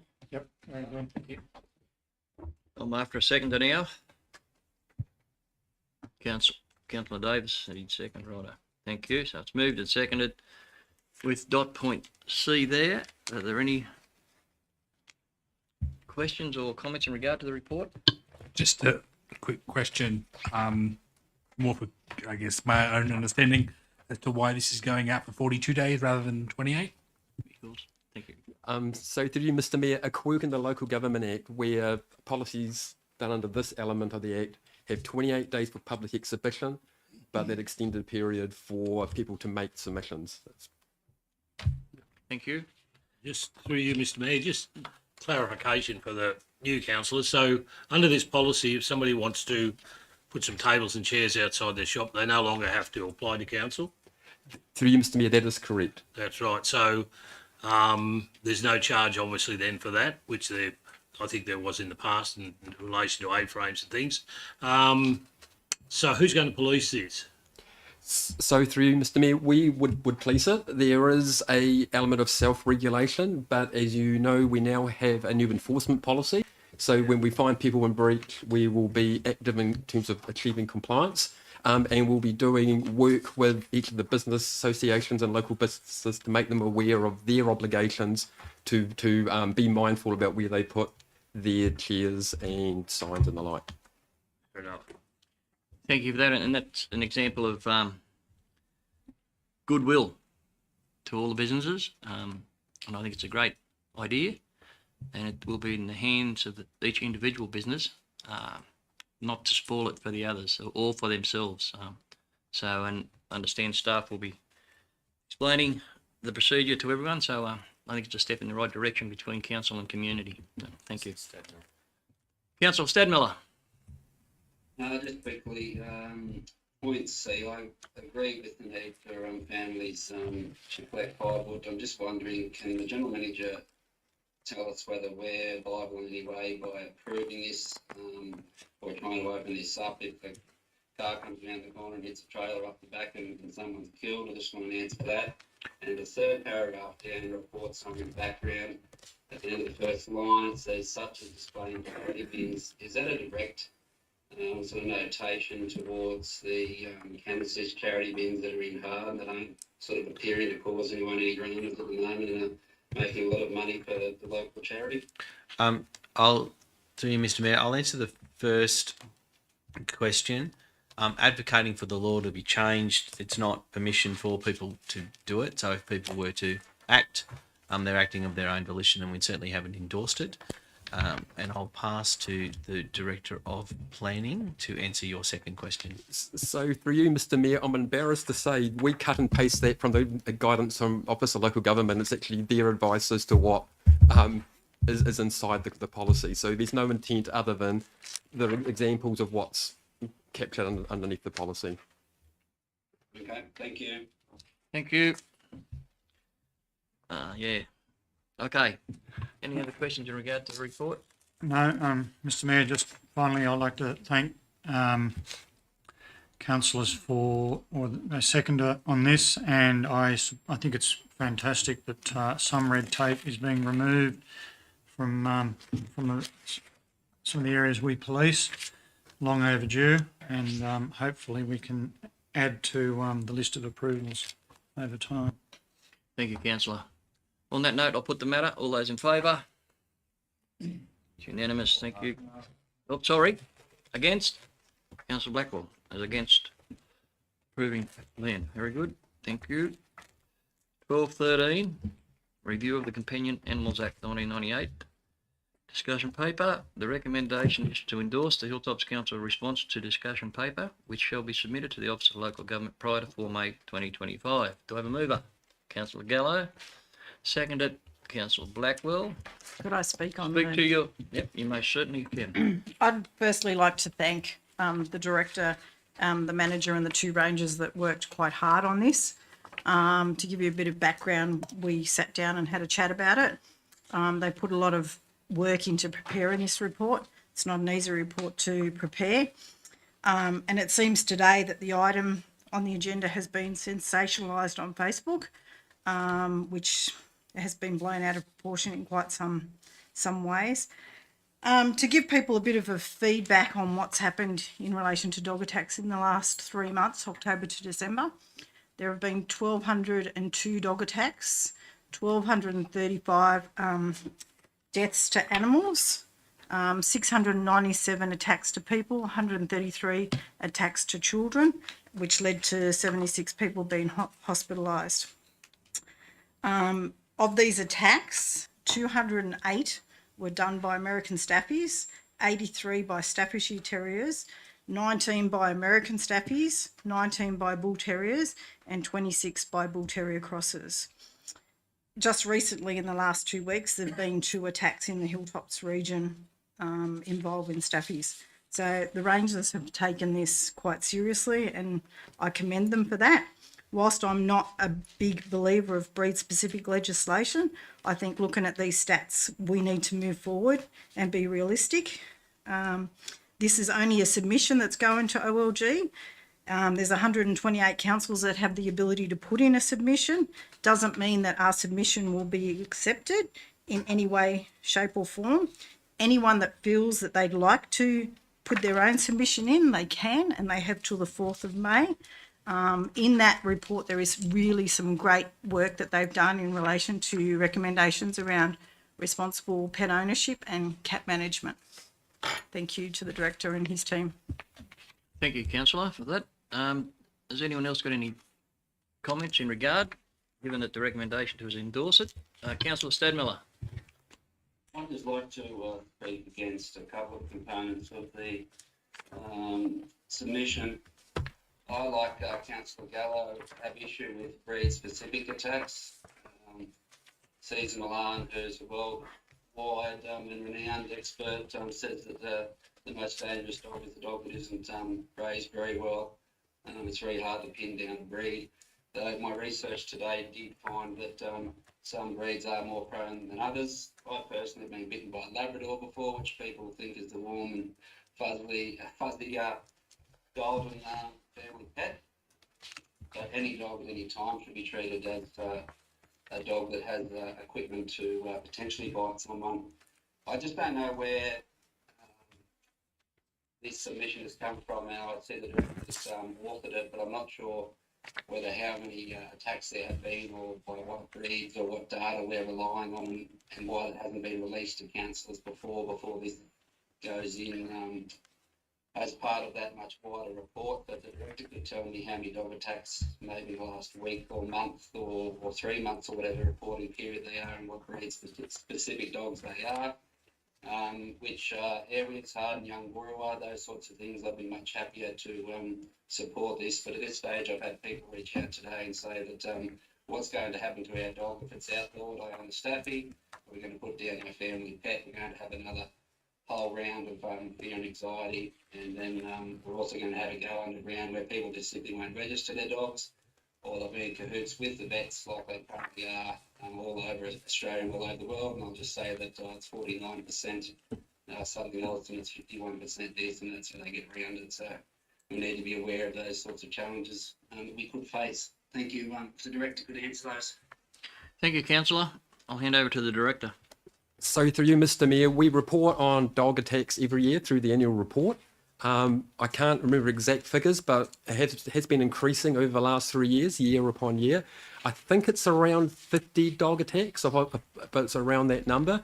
I can say from the lived experience of our rangers that Staffordshire Bull Terriers are overrepresented in the dogs that are attacking, and it's on that basis that we're recommending that this go as a submission to the OLG to consider, and nothing more than that.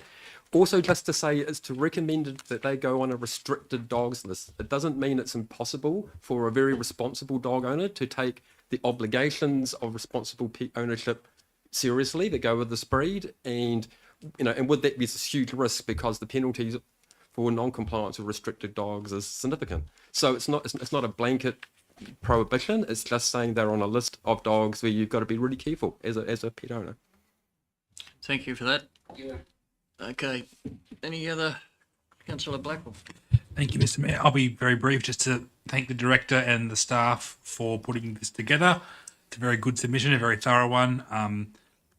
As someone who in a previous life has advocated very strongly for feral cat containment and management, it's good to see that being mentioned here as well. I think it's really, they play a significant impact on our domestic wildlife, so it's good to see that that's also been included relatively strongly, and just to thank them again for their work.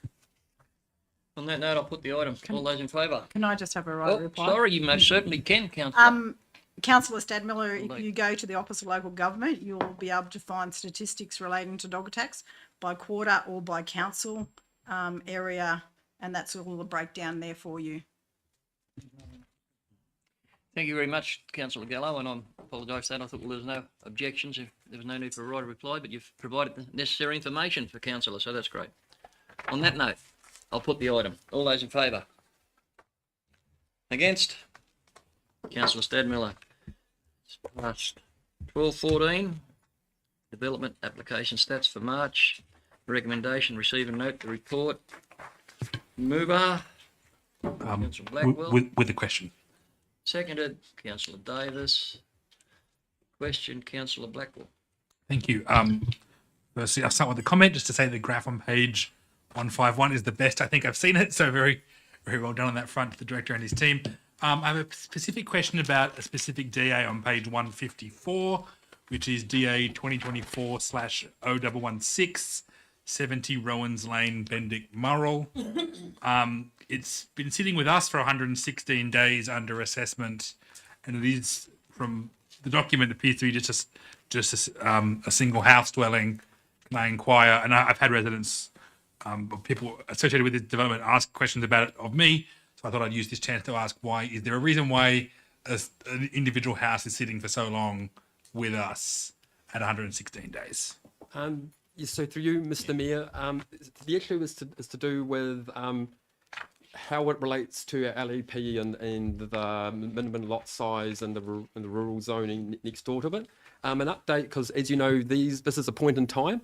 Since then, the application has been refused and the applicant is resubmitting, and we've worked with them on a path forward that they can achieve that dwelling being developed and getting the consent without it coming to council.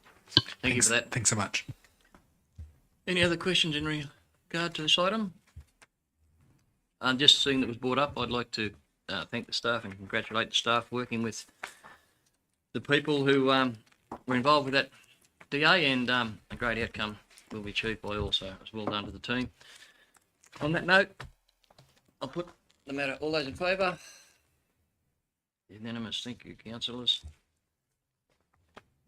Item 12.15 is a DA for dual occupancy and subdivision, 13 Wombat Street, Young, and the recommendation is that we agree with the applicant's clause written request.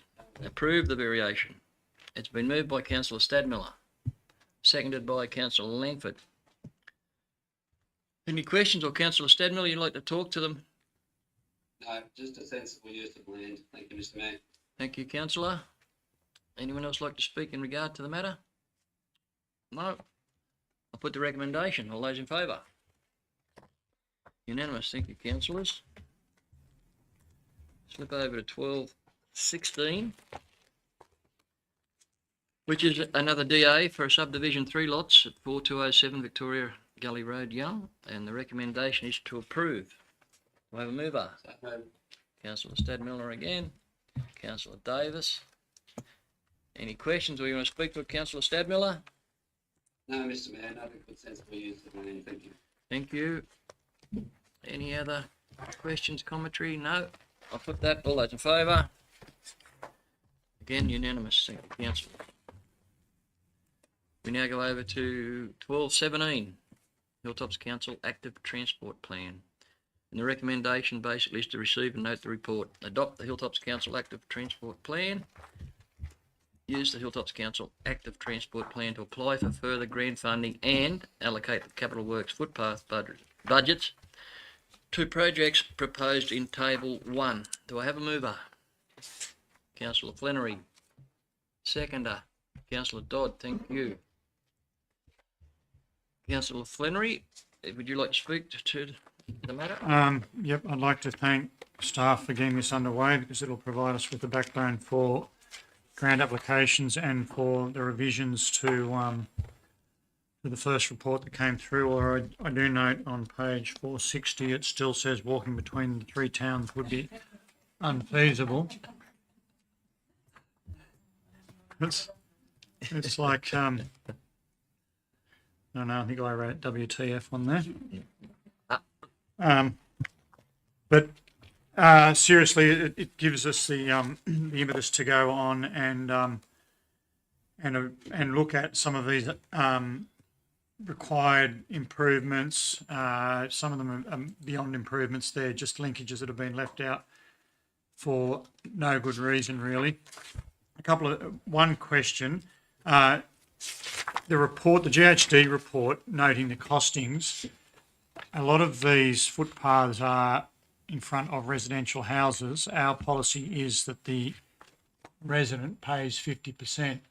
I'm assuming the GHD costing is the 100%, not the 50%. So when we're working out what council's cost would be. Yes, that's correct. It's the 100% cost of that section. Okay, thank you. So basically, wherever for the wider community, all those costs where it pertains to footpaths in front of houses, council would put 50% of the bill. Harden Main Street, Neil Street, and I can't find the page now, but it notes to have a zebra crossing implemented. You either have to go with the standard RMS template, or you can elect to do your own mapping. Well, firstly, Harden, Neil, there is no zebra crossing in Neil Street because when we did the street upgrade, RMS, at their wisdom, removed the one on Albury Street, which used to provide access for the children walking up to the high school, because it was on a state road. And when we did the town upgrade, they took away the one in Neil Street. So my question is there any plans for staff to reinstate the Neil Street crossing, although it's not contained in this report, or was there any discussion about it? Because it certainly meets the criteria as being part of a shopping precinct, and I note the report says 2 crossings are required in Young and Burra Street. So the answer would be no, but could staff review the Neil Street crossing and what would be required to include it in the report? Yes, so through you, Mr. Mayor, I've already noted down to check that out, and we will look into reinstating that pedestrian crossing. Very good. And what are the plans moving forward on funding for these upgrades? So at this stage, proposed to be funded using the existing proposed budgets for footpaths and those assets. No new funding proposed, and unless we identify suitable grant programs to supplement that. Okay, so I think I heard that correctly. You'll be looking for grant programs to yes, to get the funds for. Thank you. Thank you. Councillor Dodd? A question for the director. Just might make note, Councillor Stadmiller appears to have left the meeting, that's correct? Yes, I just advise he's having a quick break. Okay, thank you. Councillor Dodd? The active transport is now an area that the government is actually targeting, isn't it? So there could well be funding around.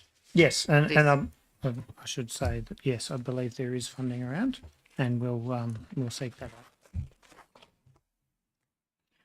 Thank you. Councillor Foreman?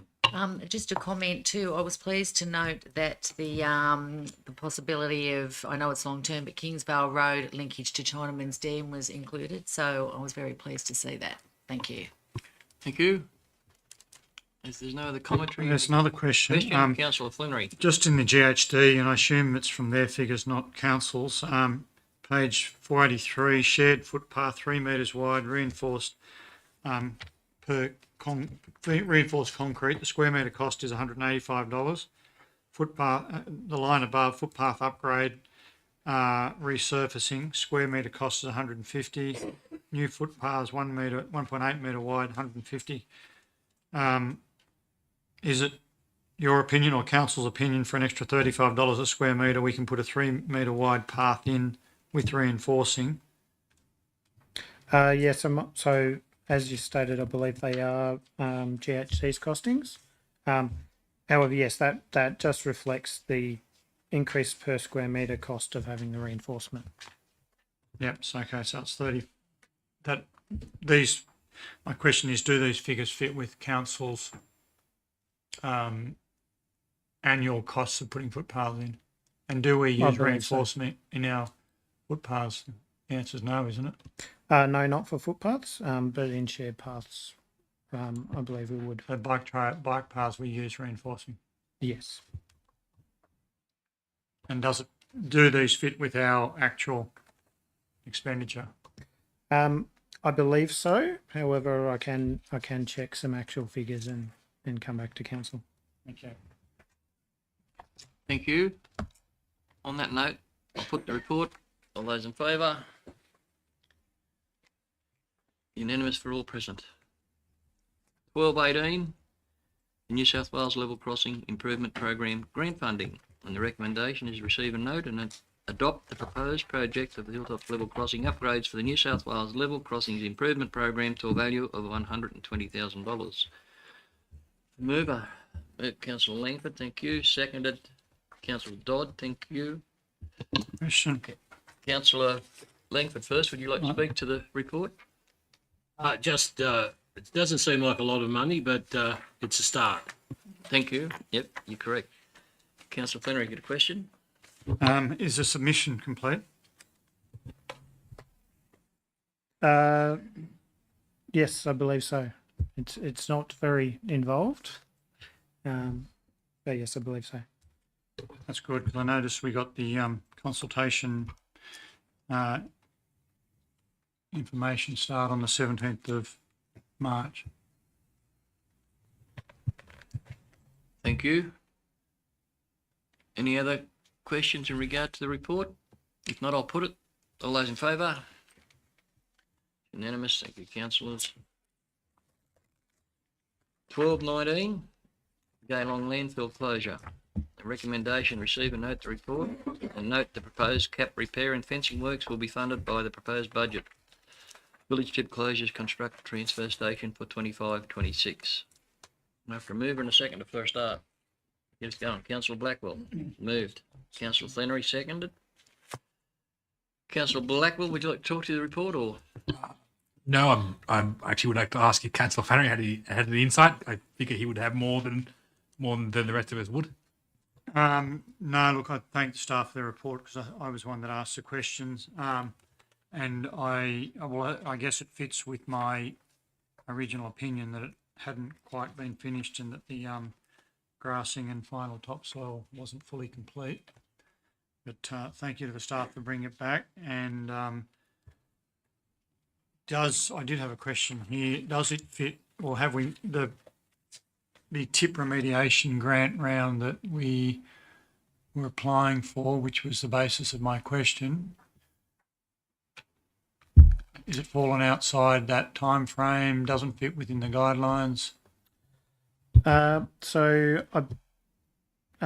It would fit within the scope of the grant program. However, it's a competitive grant program. The pool of money is very limited, and there's a limit to how much you can apply for as one applicant, which is why we proposed applying for just the hardened waste facility.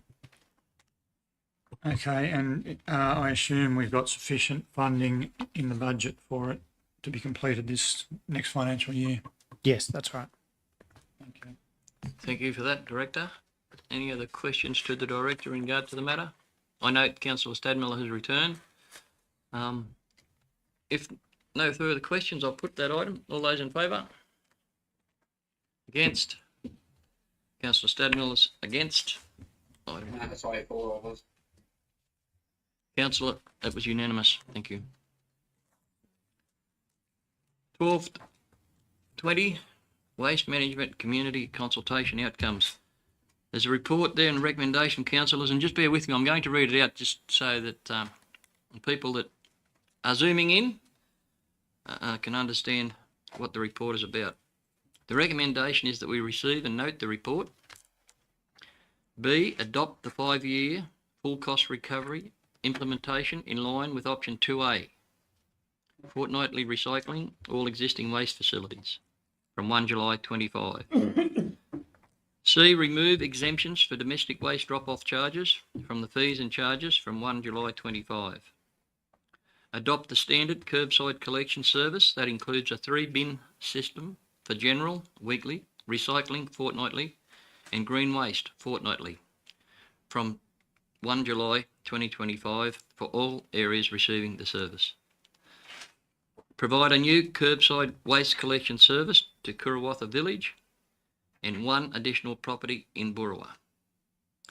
F, provide for the aggregation of certain parcels of land for the purpose of annual waste charges, consistent with section 531B of the Local Government Act 1993. And G, note that the draft revenue policy and draft fees and charges, including the outcomes above, will be placed on public display for a period of 28 days in accordance with the requirements of the Local Government Act 1993. That is the recommendation for the report that's in front of us. And before we go any further, would the General Manager like to say anything about this being linked with our exhibition period fees and charges? Yes, thank you, Mr. Mayor. Yes, this report captures the outcome of the consultation that was undertaken with multiple village sessions, surveys, and other submissions that were provided. There is a detailed listing within the report, but the note that G, as the Mayor has pointed out, it is part of the earlier report that the fees and charges, as articulated in this report, are captured by that report. The final comment that I will make, just to make it very, very clear, the aggregation of certain parcels of land that came through the consultation process where there was an unintended consequence whereby 10 properties nestled together, purposes for the utilisation of farming by related family members would have faced a charge for each parcel of land. This, under that section, enables us to only charge the parcel as a collective where there is particularly one dwelling.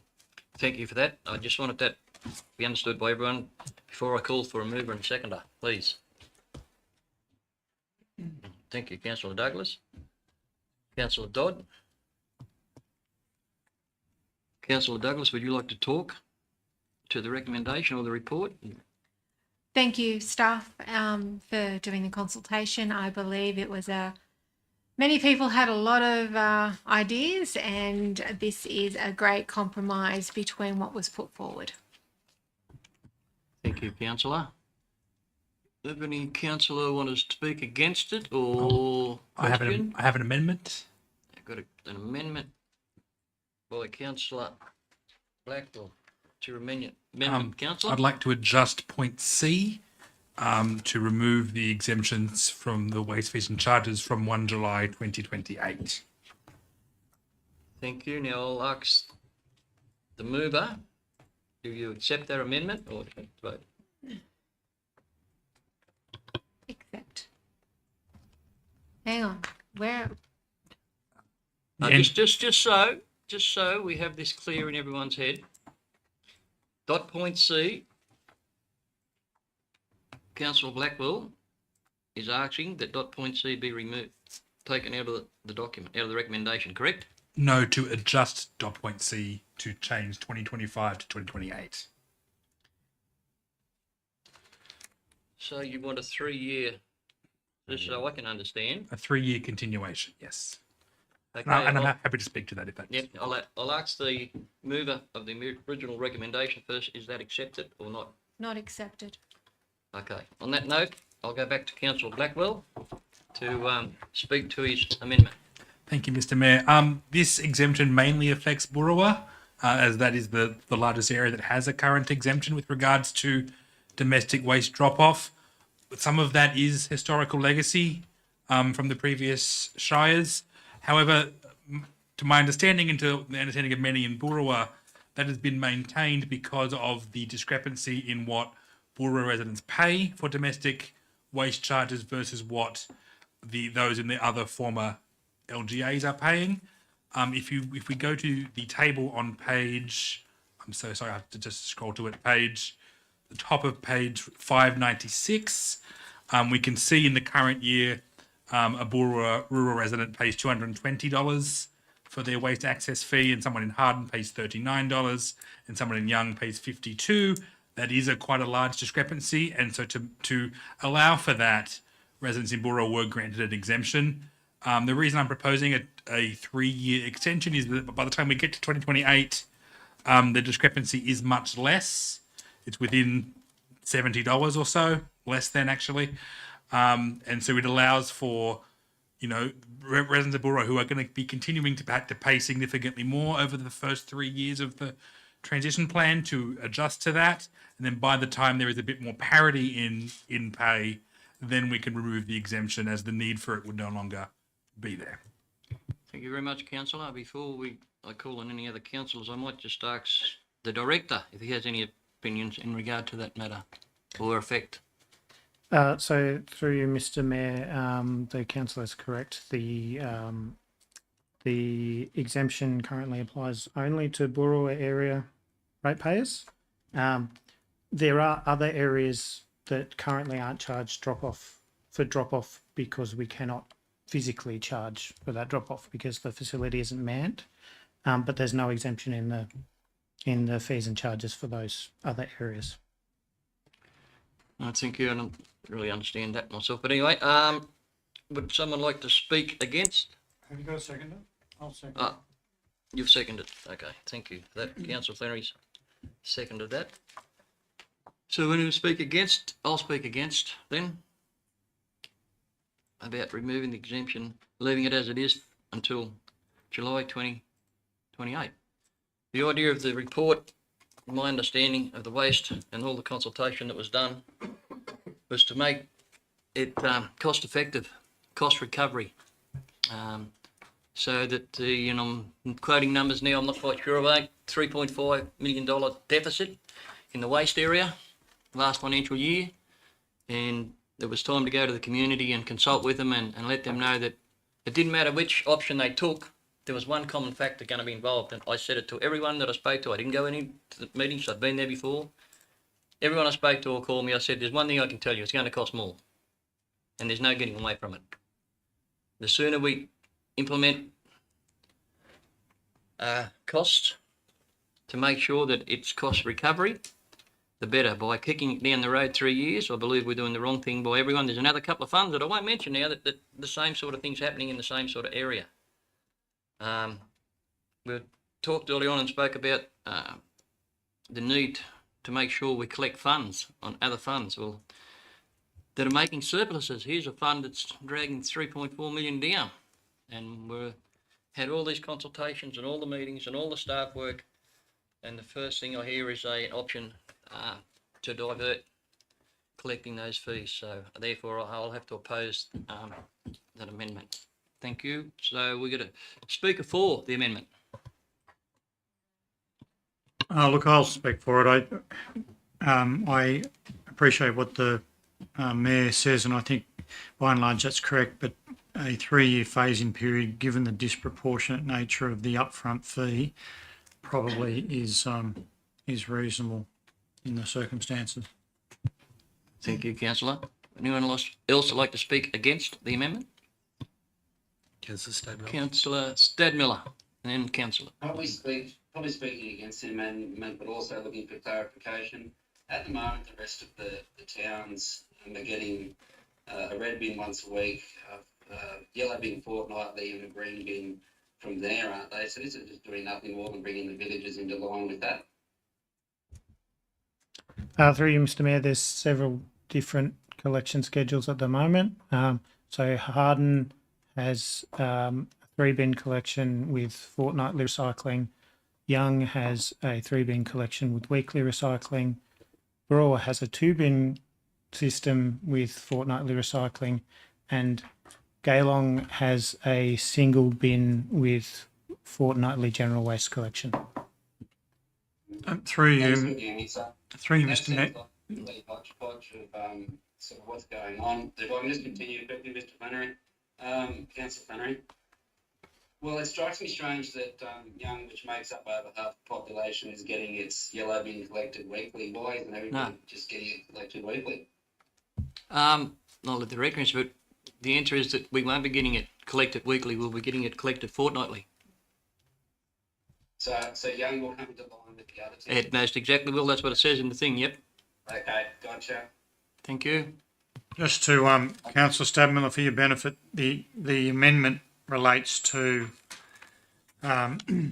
if you go to the Burra tip now with your bins privately, you don't get charged a fee for dropping off bin, because if you're a ratepayer in the former Burra Shire, you're hit with a base fee for a waste access fee, which is twice that of Young and 4 times that of Harden. Because it's so disproportionately large, the legacy has been that Burra residents haven't paid for personal drop-offs of waste. And that's what we're talking about. Yeah, sorry.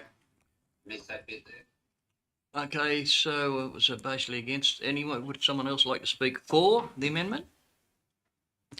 I'd just like to speak Councillor Mackey, for the amendment through you, Mr. Mayor. It speaks for itself, really, when you look at how long it takes for everyone else to catch up to Burra. To me, it makes perfect sense that we delay that increase, for the 3 years until everyone's sort of all on the same page.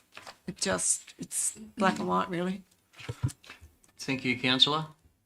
Councillor Dodd. Question. Are there any other unintended consequences if we go with that option where we keep the Burra the same and for 3 years until everybody else catches up? Will there be, so the tip essentially will be free at Burra as well as they get curbside?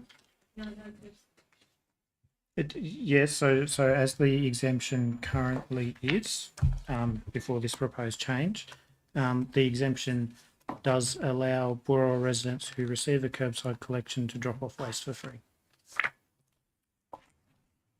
Yeah, it's a little bit more involved. So on that note, any other speakers in regard to the item? If not, I will hand back to the Councillor Blackwell for his right of reply. Thank you, Mr. Mayor. Just to respond to a few points that have been raised, I think the people in Burra are aware this is going to be an increased cost, and the amendment is not saying we prolong the exemption indefinitely. It's merely allowing a more equitable staged approach. We don't fall into line completely until 2030, which is over 5 years, which as it should be. We're trying to get people used to the increased cost. So it's merely as we are undergoing that approach, that staged approach, that we essentially keep the exemption for a short period while the, disunity in cost is maintained, and by 2028 that gap is much smaller. So it's not a permanent extension, and people in Boorowa are aware the exemption will go away. It's just about kind of pushing that back a little bit so they are not being unduly affected by the disparity. Thank you for that. On that note, Could I just clarify something? yes, you may, of course, Councillor. When we talk about the rural exemption, we're saying really since amalgamation, so nearly 9 years, Boorowa has been paying that much more than Young and Harden. Extraordinary difference for nearly 9 years. Through you, Mr. Mayor, they are the legacy costs established by the former councils. Notwithstanding the charges that applied, the Boorowa waste is still not cost recovery with that disparity in costs. And as to unintended consequences, this will throw back through the budget earlier to adjust those costs, so it will continue not to be cost recovery.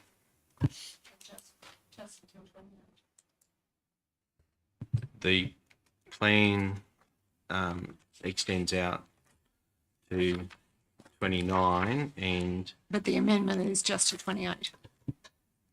Okay. Thank you, Councillor, for that. Thank you, Mr. General Manager. On that note, we're now just voting on the amendment. All those in favour of the amendment, raise your hands.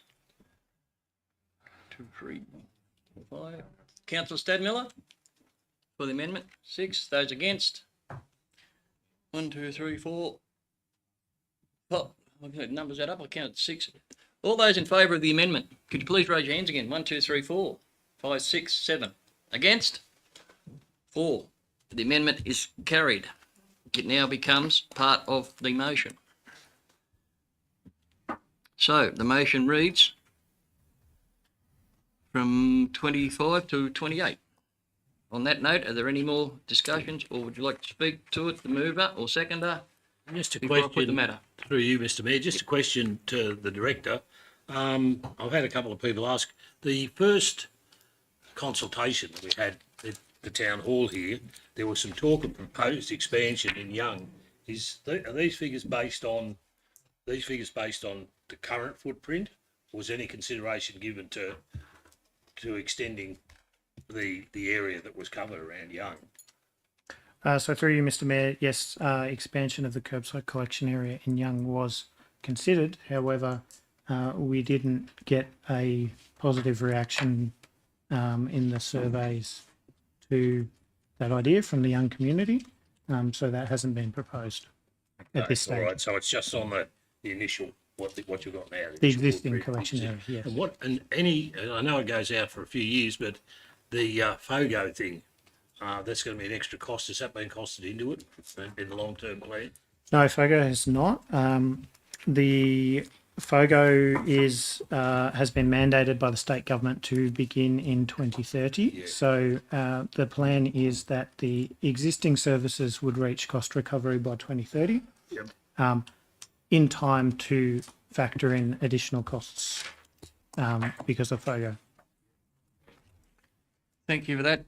Just in reflection, I'd question, how's this going to work now logistically? Just in my head, this would be a problem I could see coming. Is that correct? Sorry, could you clarify in terms of? Putting this charge out to 2028.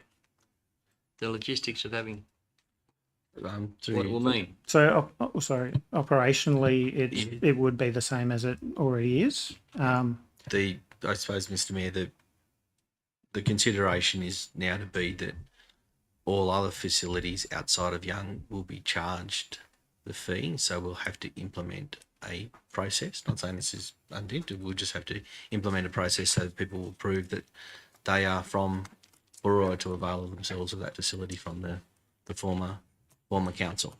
Yeah. So we'll have to put a process in place that people will have to prove who they are when they come to the Boorowa facilities. Which we currently have. Just say There's a token.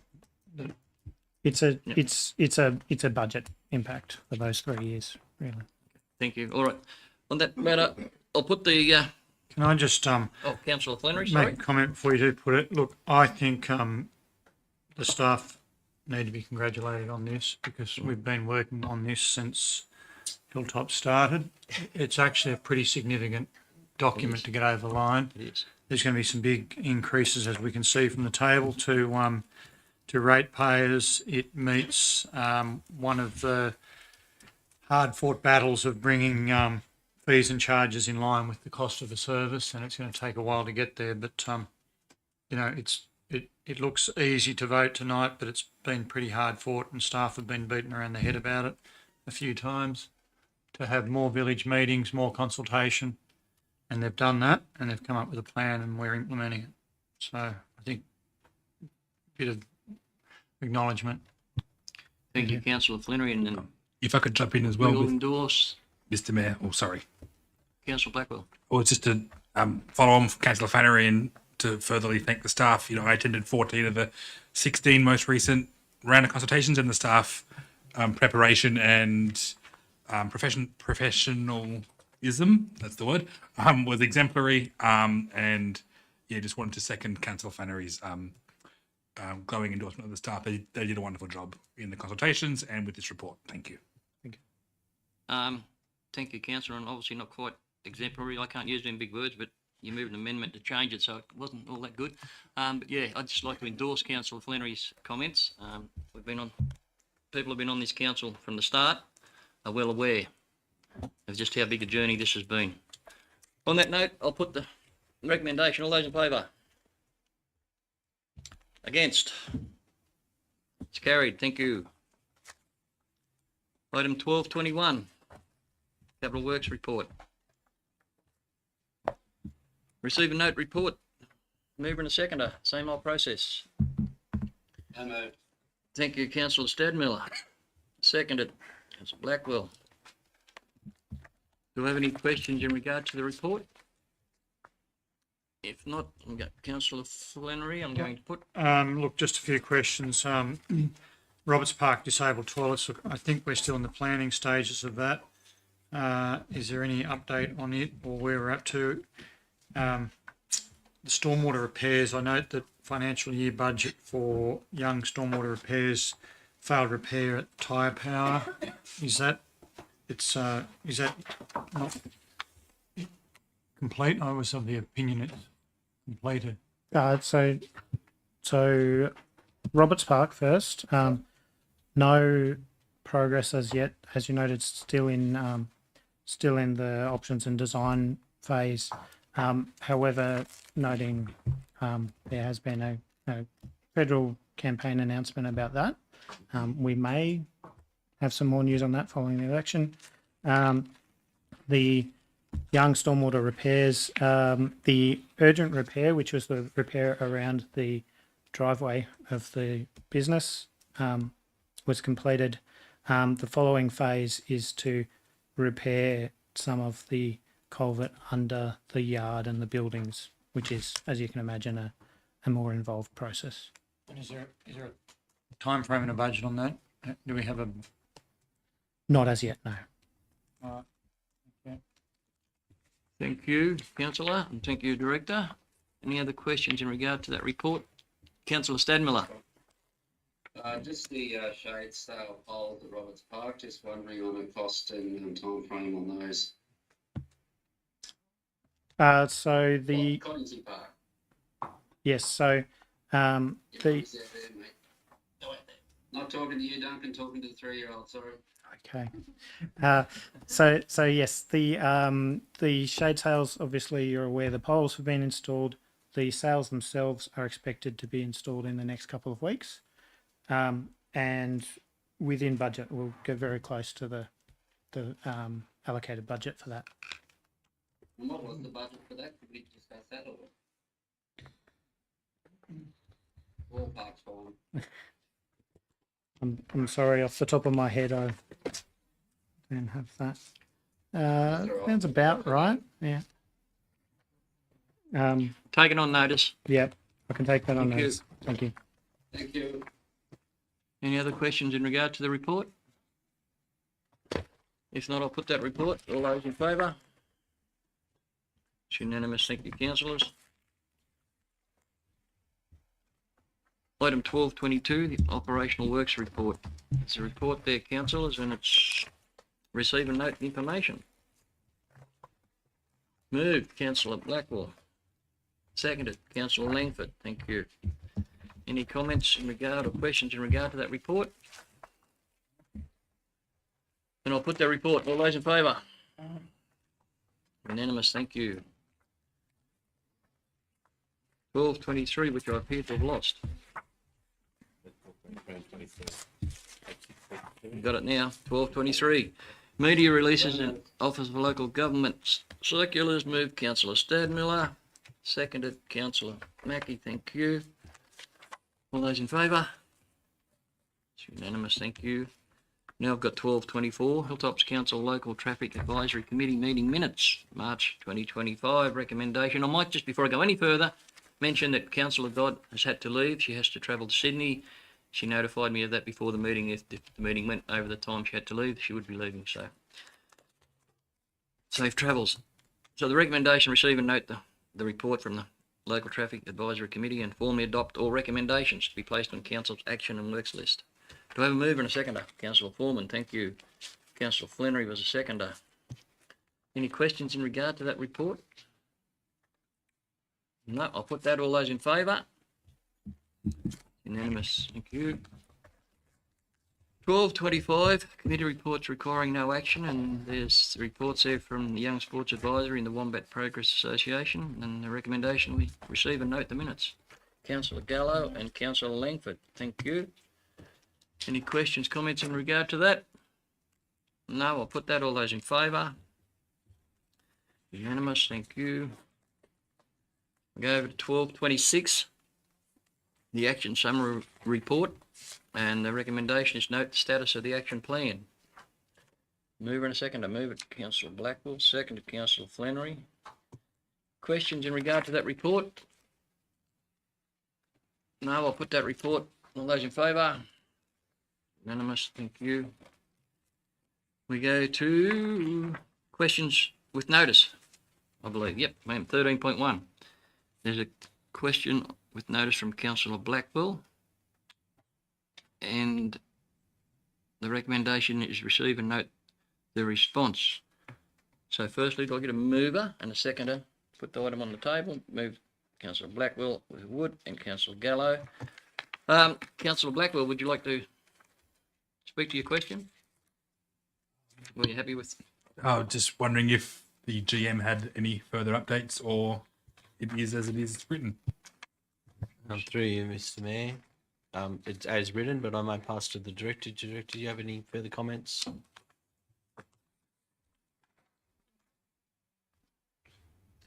Through you, Mr. Mayor, no. Essentially as written, noting that we are still seeking quotes from builders and also consulting with the Yass Show Society on their works in the Yass Showground. If we do get further quotes, can those be sent through as in some written form? We'll bring any report necessary because there is no budget currently, so we'll need to bring it back for council consideration. Can I ask one question through you? Because I did speak about this a month or so ago, because we did have a hailstorm as Harden did, and as a person who now has to replace my roof, and I'm only probably about, a couple of miles away or less from, has anything been looked at in the way of insurance to cover potentially some of the repairs to the grandstand? As I understand it, we haven't. However, it was a pre-existing structural issue and not to do with the roof. Thank you. Okay. I'll put the recommendation. All those in favour of accepting the recommendation? Against? Councillor Stadmiller, you're against? Councillor Stadmiller, I can't hear you. I'm for, sorry. Thank you, Councillor Stadmiller. That's unanimous then. Item 14, notice of motion. There's no notice of motion tonight. The next matter, I would ask someone to move and second that we move into confidential. to deal with the rest of the meeting paper. Moved Councillor Douglas, seconded Councillor Davis. Thank you. All those in favour? That's passed. Thank you. And thank you, members of the public leaving our gallery. Thank you, Mr. Mayor.